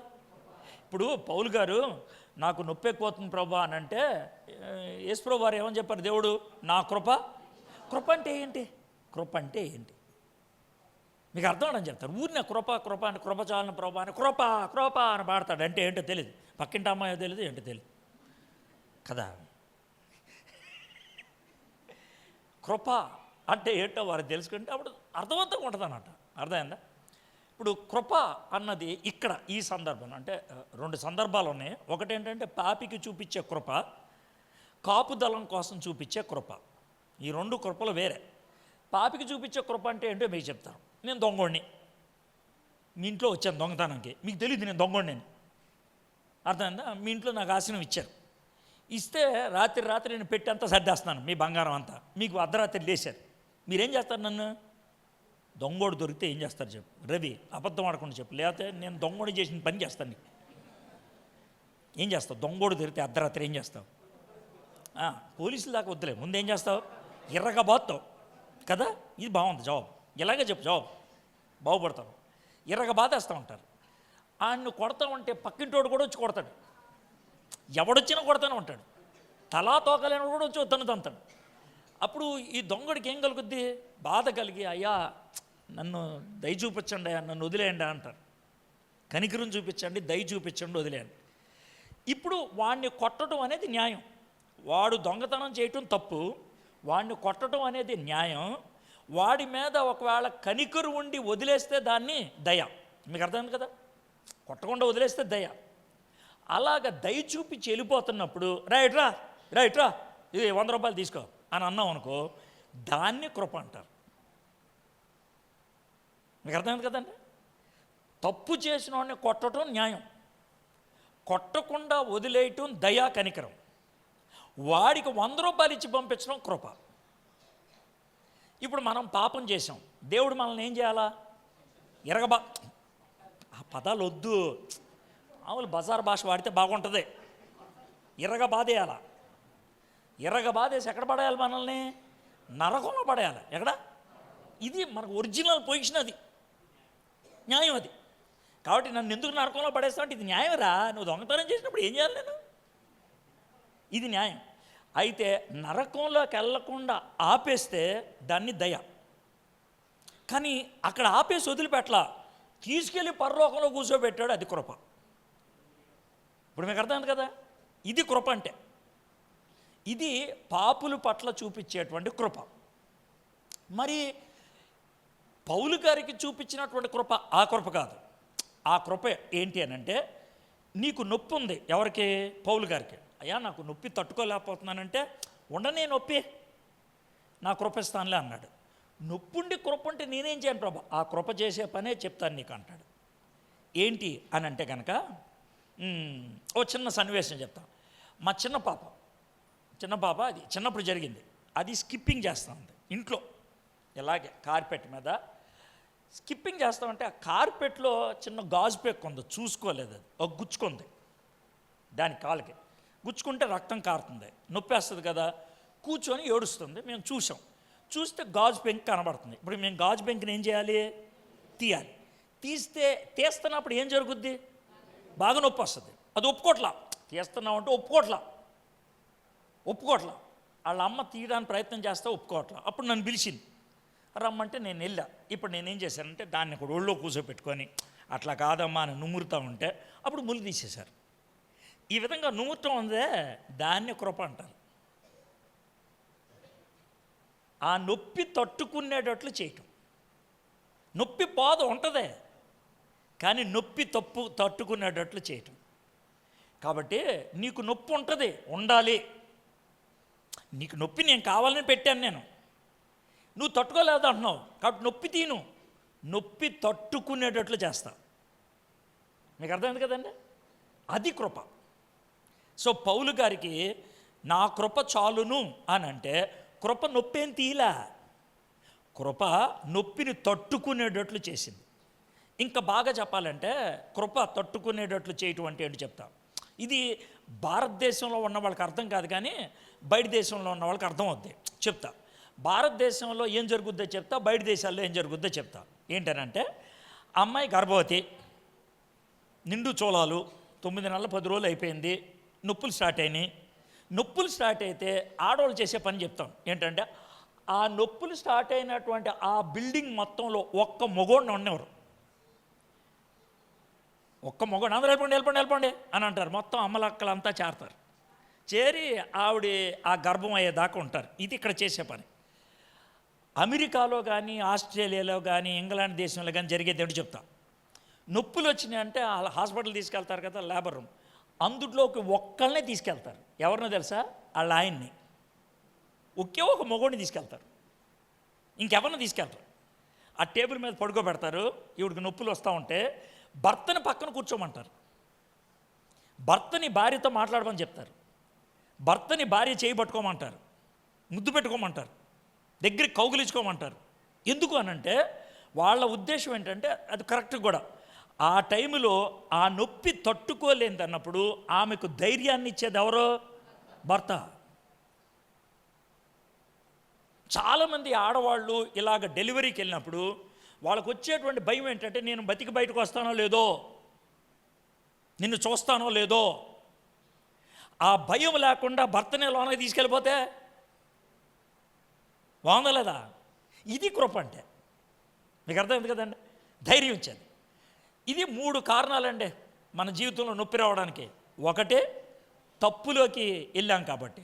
రెండోది, తప్పులోకి వెళ్తున్నాం కాబట్టి. మూడోది, జీవితంలో పైకి తీసుకెళ్ళటానికి. మొదటి దానికి కనికరం కావాలి, రెండో దానికి కృప కావాలి, మూడో దానికి ఏం కావాలి? నువ్వు నన్ను పైకి తీసుకెళ్ళటానికి నొప్పులు వస్తూ ఉంటే, బాధలు వస్తూ ఉంటే నాకేం కావాలి?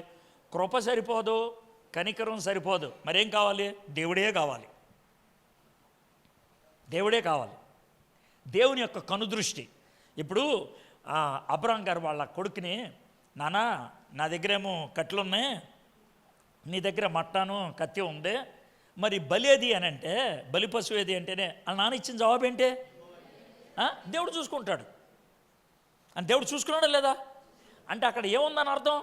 దేవుడు చూపు, దేవుడు చూపు, అవునా? కాబట్టి మనము తట్టుకోలేనటువంటి కష్టాల్లోకి వెళ్తున్నప్పుడు మనం కోరుకోవాల్సిందే, దేవా నాకు దేవదూతలు వద్దు, ఇంకెవరొద్దు, నువ్వేరా నా పక్కన ఉండు.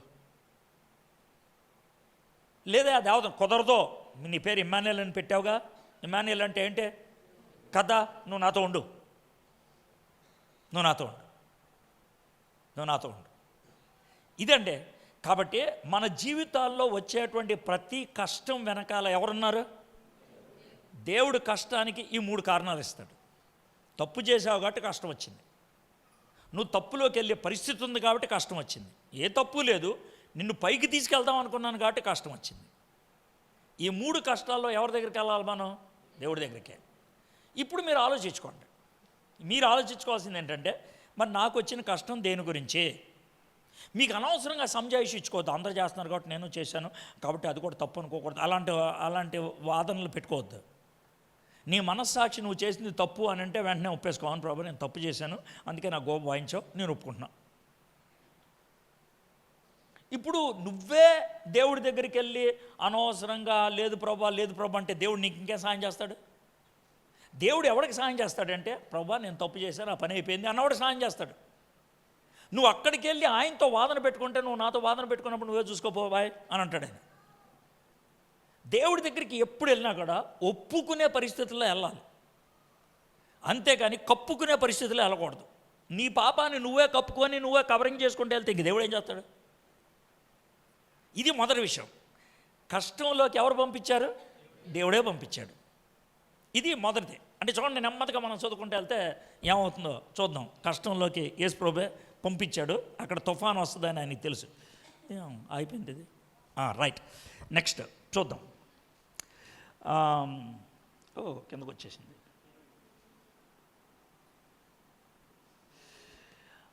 ఆయన ఆ జనసమూహం పంపివేసి అందరికీ వెళ్ళమని ఆయన వారికి బలవంతం చేసింది. అయిపోయింది. ఇప్పుడు 23 వచ్చిన ఆయన ఆ జనసమూహములను పంపివేసి వీళ్ళేమో దోనెక్కించాడు. ఎవరిని? బలవంతంగా దోనెక్కించి పంపించేశాడు. ఇంకా జనం అక్కడే ఉన్నారు. నెక్స్ట్ యేసుప్రభు ఏం చేశాడు? జనసమూహాన్ని పంపించేశాడు. ఆయన ఆ జనసమూహములను పంపివేసి ప్రార్థన చేయుటకు ఏకాంతముగా కొండ ఎక్కిపోయి సాయంకాలం అయినప్పుడు ఒంటరిగా. ఇప్పుడు ఈ ప్రార్థన అసలు ఎప్పుడు మొదలైంది? 12వ వచనంలో మొదలైంది. అక్కడ ప్రార్థన చేసుకున్నప్పుడు ఏమైంది? జనం వచ్చి ఆపేశారు.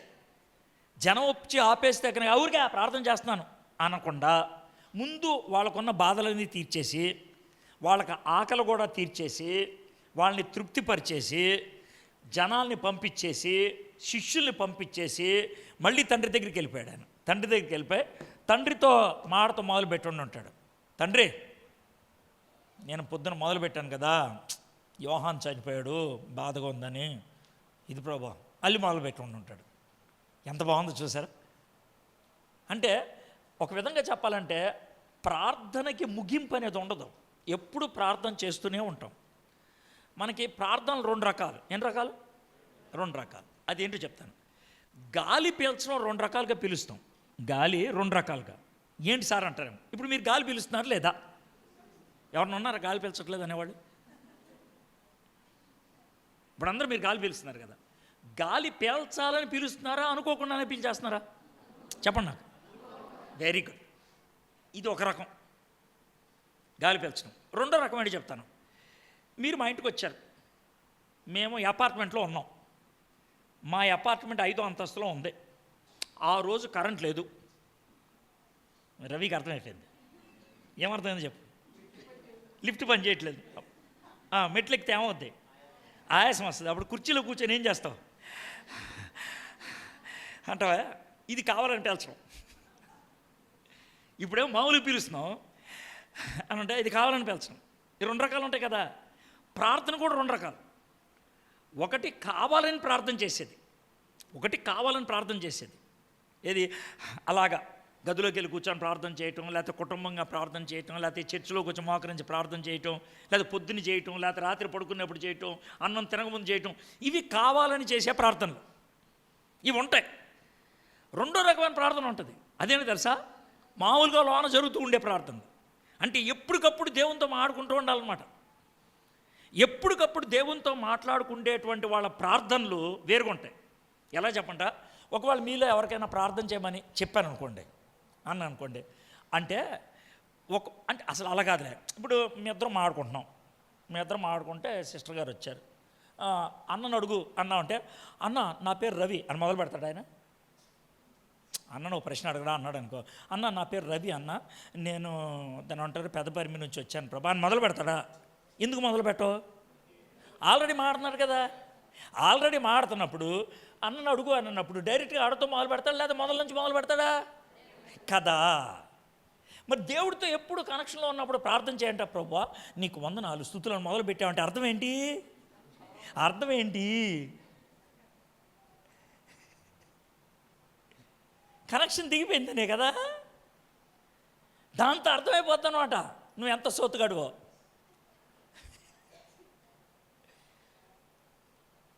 ప్రార్థనలో మనం దేవునితో మాట్లాడేటప్పుడు అర్థమైందా?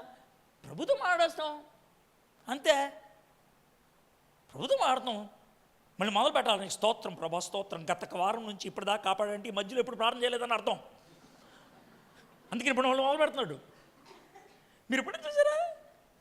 కొన్ని ప్రార్థనలు అంటే గత సంవత్సరం నుంచి ఇప్పుడు అంటూ ఈ అబ్బాయి సంవత్సరంలో ఎప్పుడు ప్రార్థన చేయలేదు నువ్వు. మళ్ళీ సంవత్సరం తర్వాత హాయిని మొదలు పెట్టావు. ఇప్పుడు ఏం ప్రార్థనలు అయ్యాయి? ఏం ప్రార్థనలు అయ్యే?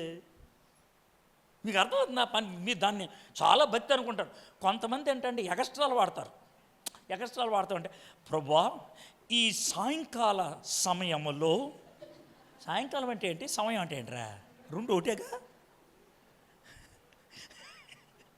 ఇంకా చెప్పండి, ఈ సాయంకాల సమయ వేళల యందు, సాయంకాలం ఏంటి, వేళ అంటే ఏంటి, సమయం అంటే ఏంటి, ఈ ఎక్స్ట్రాలు అంటే ఇవే. ప్రార్థన అనగానే భాష మారుద్ది, అదేందా? అంటే భాష ప్రభువా నీకు స్టోన్ కూడా మారుస్తాడు. అప్పుడు దాకా తీసుకుంటూ మాట్లాడు, ప్రభువా నీకు వందనాలు. ఇదేమన్నా డ్రామానా? దేవుడితో కదా మాట్లాడేది, మామూలుగా మాడచ్చుగా. అంటే అంతకుముందు మాటలు దేవుడు వినలేదా? మరి ఇంటి ఎప్పుడు ఎందుకు భాష మార్చావు? మామూలు మాడచ్చు కదా.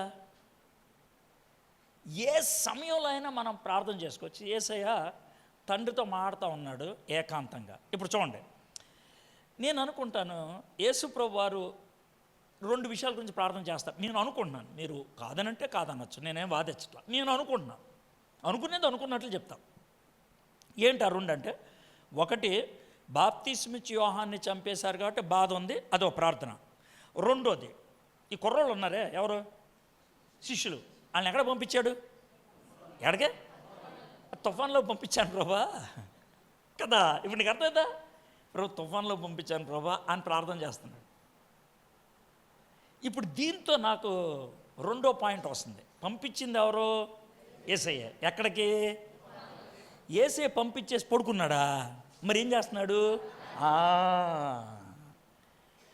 మనం సమస్యల్లో ఉంటే, మనం కష్టాల్లో ఉంటే, మనం ఏడుస్తూ ఉంటే మన పక్షాన ప్రార్థన చేసేది ఎవరో? యేసయ్య. ఎక్కడుండి ప్రార్థన చేస్తాడైనా? తండ్రి పక్కన కూర్చొని. కుడి పార్శ్వం కిడి పార్శ్వం అంటే అర్థం కదా, పక్కన కూర్చొని. ఇప్పుడు ఈ బైబిల్ డైలాగులు ఎవరికి అర్థమవుతాయి? కుడి పార్శ్వం అంటే అది ఎక్కడ ఉంది సార్? ఉత్తరం రాయి పక్కన అంటాడు ఎవడో. అలాగే పక్కన కూర్చొని ప్రార్థన చేస్తా చెప్తున్నాడు. తండ్రి మావాడు బాధపడుతున్నాడు, తండ్రి నాగరాజు తెలుసు కదా, అది కష్టాల్లో ఉన్నాడు. ఇది తండ్రికి చెప్పడం అంటే సూపర్ కదా అసలు. ఇప్పుడు మనలోనేమో పరిశుద్ధాత్ముడు ఉన్నాడు, అక్కడేమో యేసయ్య ఉన్నాడు. ఇద్దరు నీ గురించి ప్రార్థన చేస్తుంటే ఏందంటే నీ బాధ? ఆయన మన పక్షాన్ని. అయితే చిన్న మాట ఇప్పుడు చూడండి, ఇప్పుడు తేలిపోద్ది ఒక విషయం. ఈ ప్రశ్న మీరు జవాబు చెప్పాలి.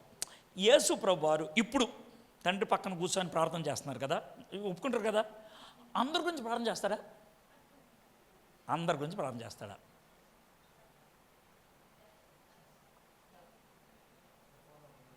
ఏమంటారు? తుఫాన్ అంటే తుఫాన్ లేని వాళ్ళు కూడా ఉంటారా? అదేనమ్మా, ఇప్పుడు వాళ్ళకి దోణి ఉంది, మనకు దోణి కాబట్టి బోన్ ఉంది, ఏదో ఒకటి ఉంటుంది మనకి. అది చిన్న మాట చెప్తా, టైం వేస్ట్ చేయడు. యేసయ్య అందరి కోసం చేయడు. అదేంటి సార్ అంటాడేమో. నువ్వు అవిశ్వాసి అనుకో, నీ గురించి చేయడు ప్రార్థన. నువ్వు అవిశ్వాసి అనుకో, నీకు అదేంటి సార్, మీలో కొంతమంది ఫేస్ మారింది, దాంతో అర్థమైపోతుంది వాళ్ళు ఎవరో.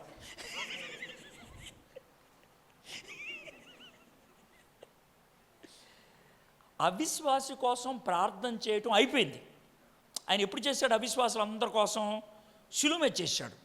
తండ్రి వీరేం చేస్తున్నారు, వీరు ఎరుగురు, వీరిని క్షమ. అక్కడితో ఫుల్ స్టాప్. అవిశ్వాసులు అందరూ కవర్ అయిపోయారు. ఇప్పుడు ఆయన చనిపోయి తిరిగి లేచి తండ్రి పక్కన కూర్చొని ప్రార్థన చేసేది ఆ ప్రార్థనకి జవాబుగా వచ్చిన విశ్వాసులకి. అవిశ్వాసుల కోసం ప్రార్థన చేయడాను, విశ్వాసుల కోసమే. విశ్వాసుల పక్షాన ఆయన ఉత్తరవాదిగా ఉండి ప్రార్థన చేస్తాడు. ఉత్తరవాది అంటే ఏంటి చెప్పండి, మనకు అర్థమయ్యే భాషలో చెప్పే. ప్లేడర్, లాయర్ గారు, ప్లేడర్ గారు మన పక్షాన. ఉత్తరవాది అంటే అది మన పక్షాన ప్లేడర్ గారు. ప్లేడర్ గారు ఎవడు పడితే వాడికి వాదిస్తాడా? ఎవరికి వాదిస్తాడు? నువ్వు బాగా చెప్పావు. ఎవరు అతని క్లయింట్ ఎవడో ఆడికి. నువ్వు యేసుప్రభు క్లయింట్ అయితే నీ తరపున వాదిస్తాడు. నువ్వు యేసుప్రభు క్లయింట్ కాకపోతే ఎవరికి క్లయింట్ అవుతావు? సాతాను క్లయింట్. అది సాతాను క్లయింట్ కోసం ఈయన ఎందుకు ప్రార్థన చేస్తాడు? చేయడు. ఇప్పుడు క్లారిటీ వచ్చిందా? అవిశ్వాసుల కోసం చేయడు, విశ్వాసుల కోసం చేస్తాడు. ఇప్పుడు మీకు ఒకవేళ సార్ నా గురించి కూడా యేసే ప్రార్థన చేస్తే బాగుంటుంది, చెయ్యి. ఆయనతో లింక్ ఎట్టేసుకో, అయిపోయింది. ఇప్పటికిప్పుడు పెట్టుకోవచ్చు. యేసా నేను కూడా నీ పార్టీ, యేసా నువ్వు వచ్చా నా హృదయంలోకి, ఏసయ్యా నేను నా రక్షకుడు అంగీకరిస్తున్నా, నా లాయర్గా అంగీకరిస్తున్నా, నా ప్లేడర్ నువ్వే, నా లాయర్ నువ్వే అని అన్నావు అనుకో, పని అయిపోయింది.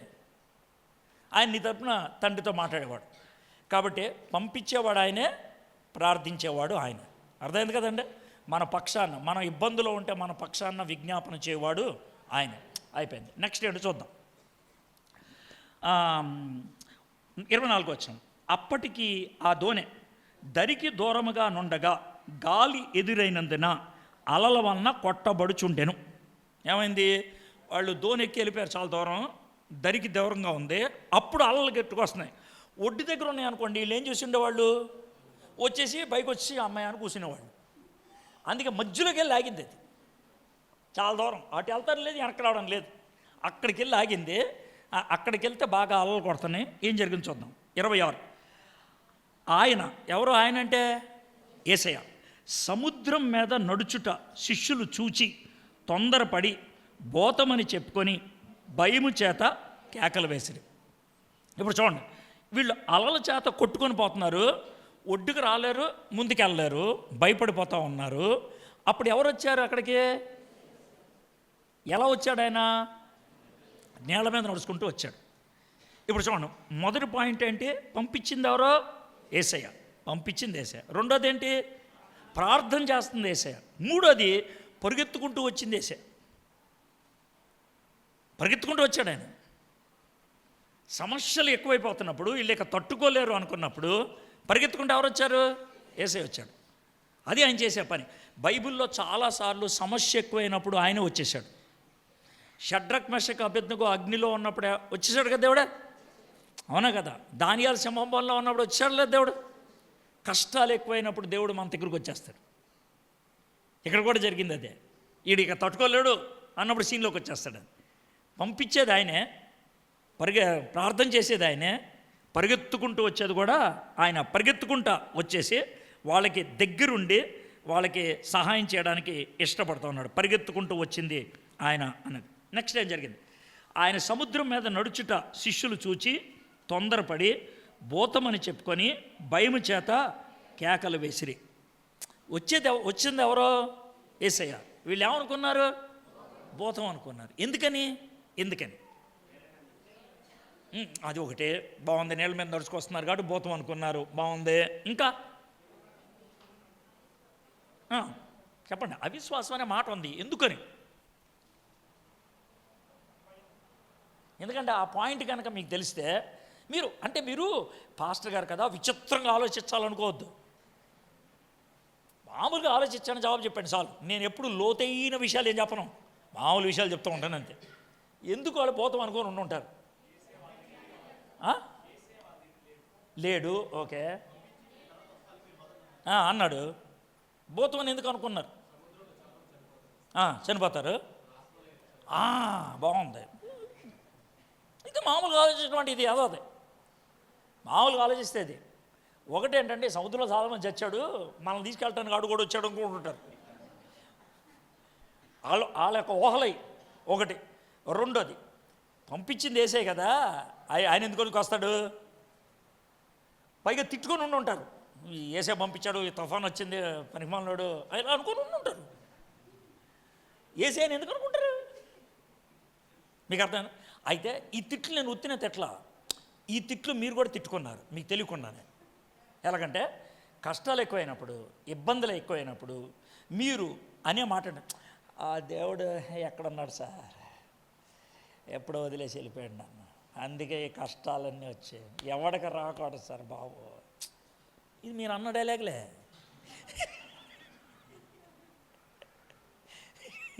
మీరు అన్న డైలాగ్లే. నన్ను ఎప్పుడు వదిలేశాడు సార్ దేవుడు. అంత భక్తి పరులు సార్, నేను చెడ్డదాన్ని, భక్తి పరులు వద్దు సార్, నాతో వద్దు, వెళ్ళండి, మీరు కావాలంటే మీరు ప్రార్థన చేయండి. ఇది మీరు అన్న డైలాగ్లే. భయం ఎక్కువైనప్పుడు, బాధ ఎక్కువైనప్పుడు కళ్ళు కనబడవు సరిగ్గా మనకి. వాళ్ళ కళ్ళు కూడా కనబడట్లేదు సరిగ్గా. అంటే కళ్ళు అంటే ఈ కళ్ళు కాదు నేను చెప్తుంది, ఆ విశ్వాసం కళ్ళు ఉండవు. కాబట్టి దేవుడు కూడా ఎలా కనబడతాడు? భూతంలా కనబడతాడు. దేవుడు కూడా భూతంలా కనబడతాడు. అంత దాకెందుకు? మీరు ఒంటరిగా గదిలో ఉండి ప్రార్థన చేసుకున్నారు అనుకుందాం. ఒంటరిగా ఉండి గదిలో ప్రార్థన చేసుకోండి, ఎవరు లేరు, ఒంటరిగా ఉన్నారు, కొంచెం గట్టిగా ప్రార్థన చేసుకుందాం అని మంచం పక్కన కింద చాప వేసుకొని దాని మీద మోకాళ్ళు పెట్టుకొని కొంచెం గుచ్చుకుంటే అని దిండు కూడా పెట్టి, తర్వాత ఇక్కడ మంచం కూడా ఆనుకోవడానికి ఆవిడ 2 దిండు పెట్టి ప్రార్థన చేస్తున్నారు. ప్రభా నేను బాధల్లో ఎక్కువ, చెప్పు చెప్పు అని అంటున్నారు. ఏంటమ్మా అన్నారు అనుకో గదిలో, ఏడు వరితండి.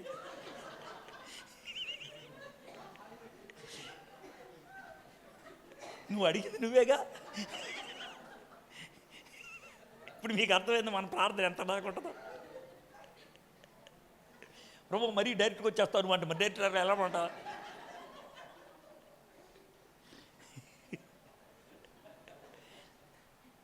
కాబట్టి మనం ప్రార్థన చేస్తాం, కానీ మన ప్రార్థన మనమే నమ్మం. మన ప్రార్థన మనం చెప్పు ప్రభు అంటే దేవుడు చెప్తాడు అనుకోం. బహుశా వీళ్ళు భయంలో ఏదో ప్రార్థన చేసి ఉంటారు, దేవుడు నడుచుకుంటూ వస్తున్నాడు అనుకున్నాం. వస్తుంటే భూతం అన్నారు. ఆయనకి వాళ్ళకి మనకి తేడా ఏమి లేదని చెప్పడానికి మాట చెప్తున్నాను. సమస్యల్లో దేవుడు సహాయం చేయడానికి వచ్చినప్పుడు మనలో చాలామంది దేవుడిని గుర్తుపట్టరు. అలాంటప్పుడు మనం చేయాల్సింది ఒకటే, ప్రభా నాకు విశ్వాసం, విశ్వాసపు కళ్ళుంటే దేవుడు పంపించిన సమాధానాన్ని మనం స్వీకరించగలుగుతాం. నాకు ఎలా అనిపిస్తుంది అంటే, ఇప్పుడు ఏలియా ఉన్నాడు కదా, ఏలియా తెలుసు కదా మీకు.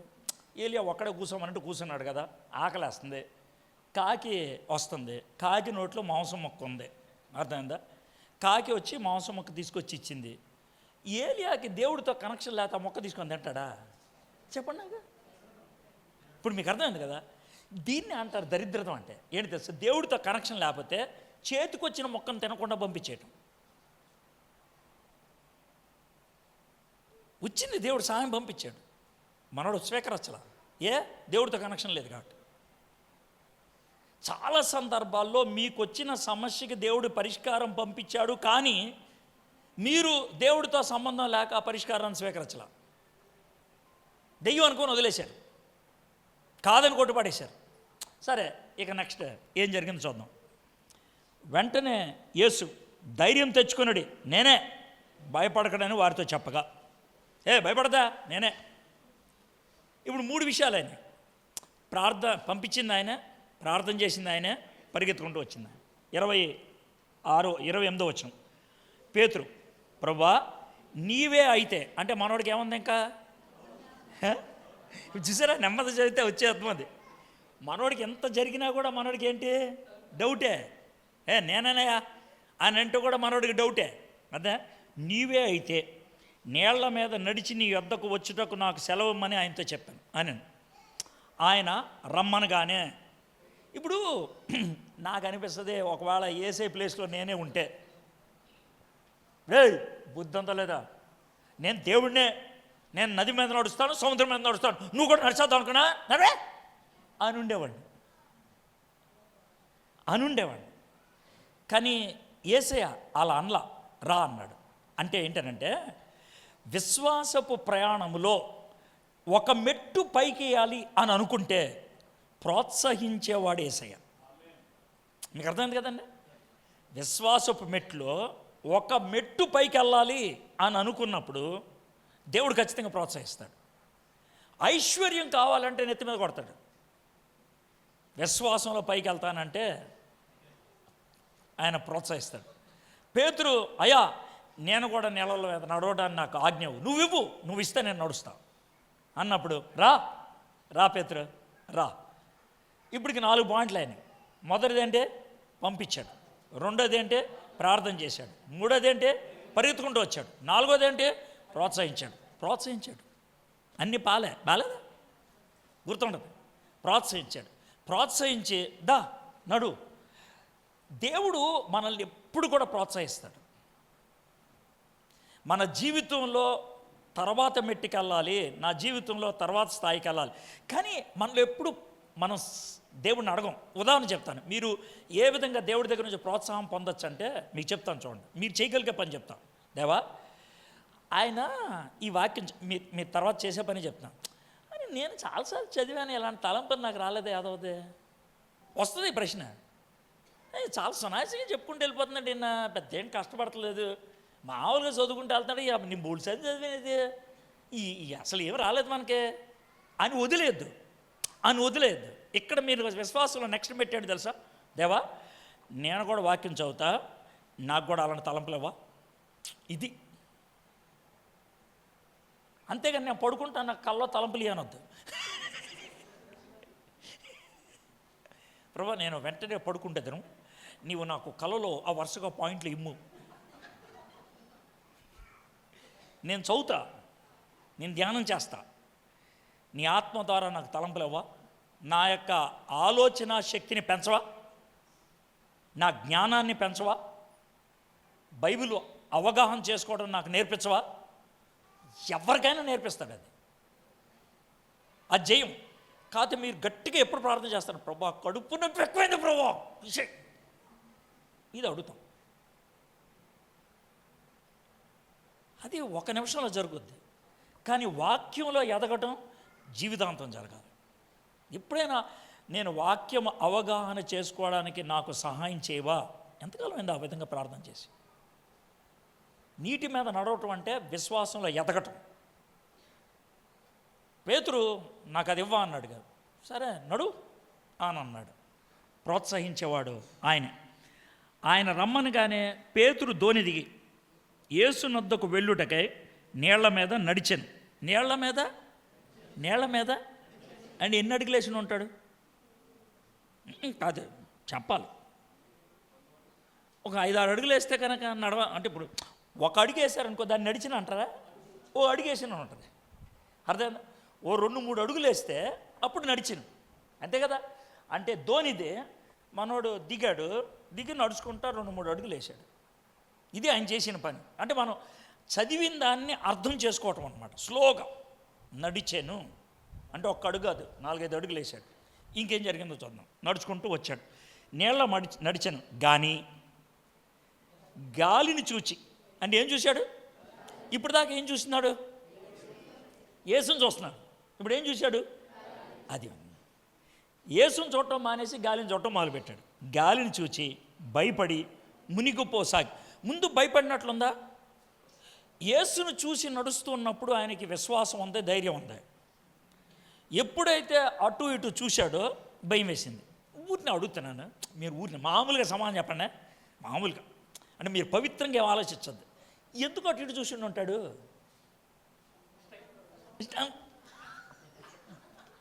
చెప్పండి. ఒకటి బాగుంది, స్టైల్ కొడతానికి ఇది బాగుంది, ఇలా ఆలోచించండి బాగుంది. ఇంకోటి చెప్పండి, ఎందుకు అటు ఇటు చూస్తుంది? సూపర్. వెనక తీసి చూసి ఉంటాడు, వెనకాల సార్ నేను నడుతున్నాను అనేసి. అర్థమైందా? అప్పుడు మునిగిపోయాడు. దీంతో మీరు చెప్పండి ఎందుకు మునిగిపోయాడో? గర్వం వచ్చింది. అంత పొడిగలదు, గర్వం వచ్చింది, ఫీలింగ్ పడిపోయింది. అర్థమైందా? అటు ఇటు చూశాడు అంటే పడిపోయాడు, మునిగిపోయాడు. అంటే మనం గాలిని చూసి పడిపోయాడు, విశ్వాసం పోయిపోయాడు అంటే మనకు కరెక్ట్గా అర్థం కాదు. మానవాడికి ఎక్కింది, అందుకు దిగాడు.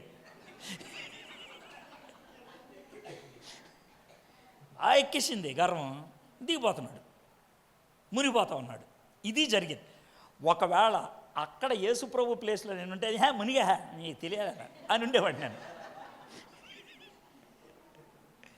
అంతే కదా.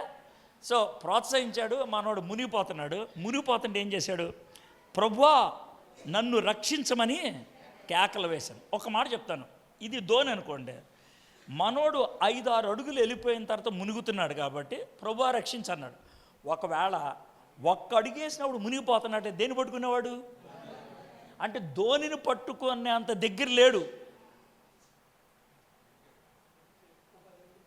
10 కాకపోయినా 4-5 అడుగులు ధోని దగ్గరికి వెళ్ళలేని పరిస్థితి, అంత మట్టుగా అర్థమైపోతుంది. అక్కడ మునిగిపోతుంటే ప్రభువా నన్ను రక్షించు అని అన్నాడు. మునిగిపోతున్నట్లు ముందు పేతురికి తెలుసా, యేసయ్యకి తెలుసా?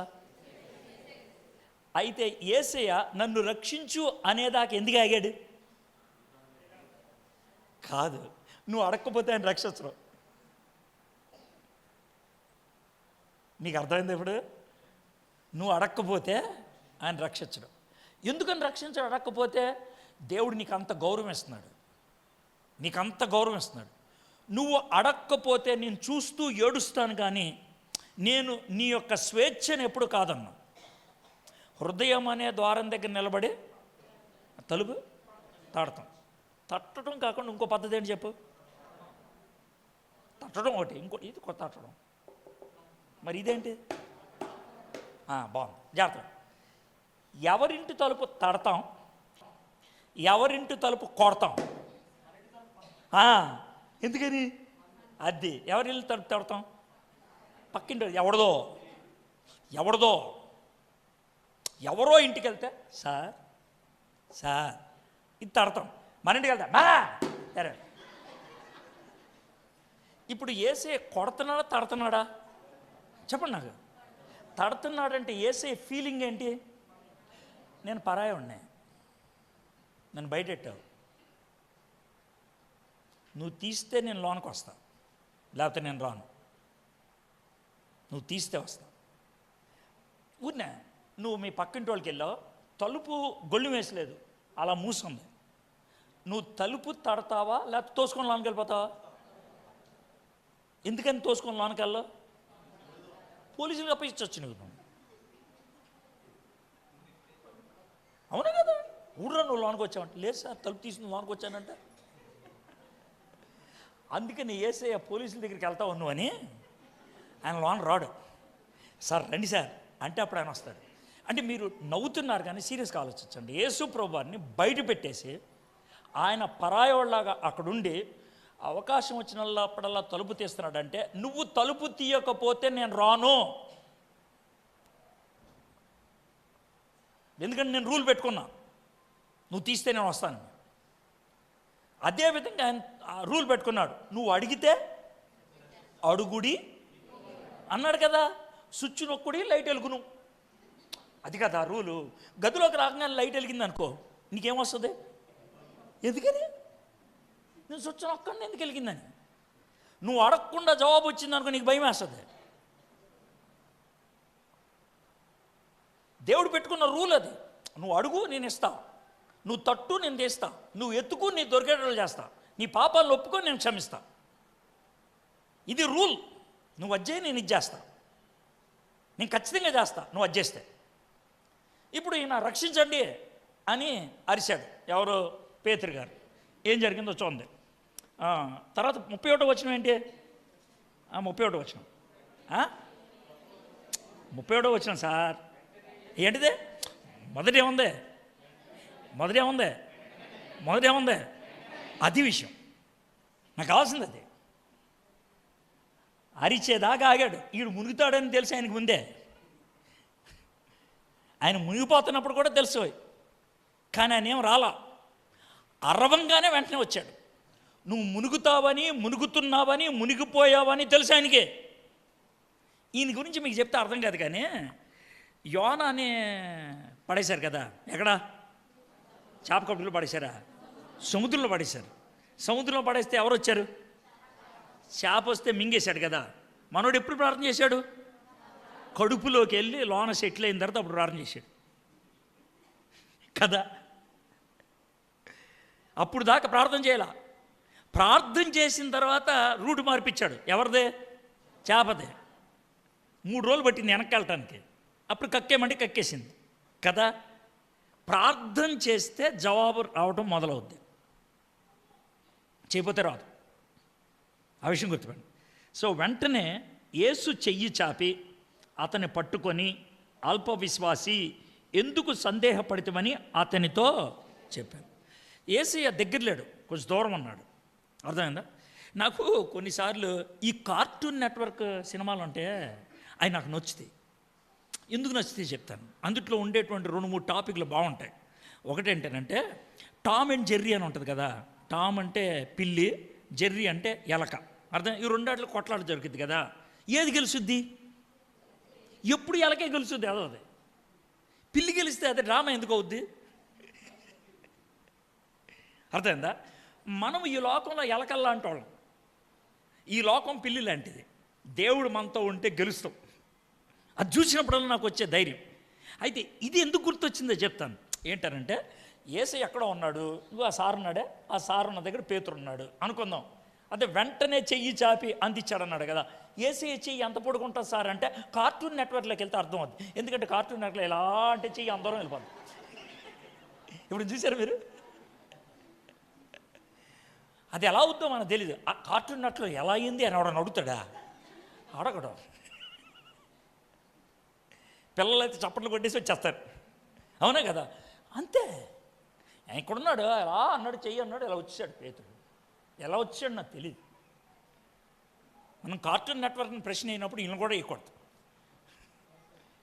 యేసు అంటే వెంటనే ఆయన రక్షించాడు. మొదటిది పంపించింది ఆయనే, రెండోది ప్రార్థన చేసింది ఆయనే, మూడోది పరిగెత్తుకుంటూ వచ్చింది ఆయనే, నాలుగో ప్రోత్సహించింది ఆయన, ఐదోది పడిపోకుండా పైకి లేవనెత్తింది ఆయనే. పడిపోకుండా పైకి లేవనెత్తింది ఆయన. తర్వాత ఏం జరిగిందో చూద్దాం. నీవు నిజముగా దేవుని కుమారుడమని చెప్పి ఆయనకు మొక్కిరి. అంతటా ధోనిలోనున్నవారు వచ్చి నీవు నిజముగా దేవుని కుమారుడు అని చెప్పి ఆయనకి మొక్కిరి. ఈ సన్నివేశం అంతటికి చివరికి ఏం జరిగింది? యేసు ప్రభు ఎవరో గుర్తించారు. మన జీవితాల్లో యేసయ్య చేసేటువంటి కార్యాలు ఆయన ఎవరో మనకు తెలియాలని, ఆయన ఎవరో సంబంధం పెరగాలని. ఈ 5 విషయాలు మీ జీవితంలో మర్చిపోవద్దు.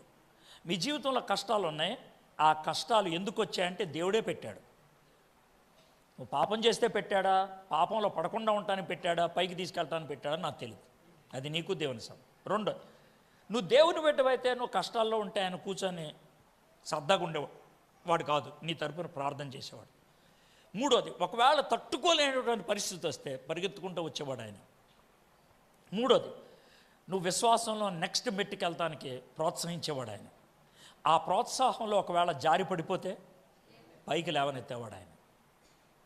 చిన్న సన్నివేశం, ఈ పాఠాన్ని నేర్చుకుందాం. చిన్న ప్రార్థన చేసుకుందాం, ముగించుకుందాం. మా దేవా, ఈ వచనాల నుంచి నేర్చుకున్న పాఠాలు చాలా గొప్పవి. ఎప్పుడు మా జీవితంలో ఉపయోగపడి, ఎప్పుడు ప్రతిరోజు మా పరిస్థితి ఇదే. కాబట్టి ఇవి మేము ఎప్పుడు గుర్తుంచుకోవడానికి సాయం చేయండి. అంతేకాదు ప్రభా, వాక్యం ఎలా చదవాలో చూసాం. దీంట్లో క్రాస్ రిఫరెన్స్లు లేవు, ఆ వచనాలు చూడటం ఈ వచనాలు చూడటం ఏమీ లేవు. అలా చదువుకుంటూ వెళ్ళిపోతే వచ్చినటువంటి మంచి తలంపులు. ప్రభా, ఇలాగా దేవుని వాక్యం చదవటం మాకు సహాయం చేయండి.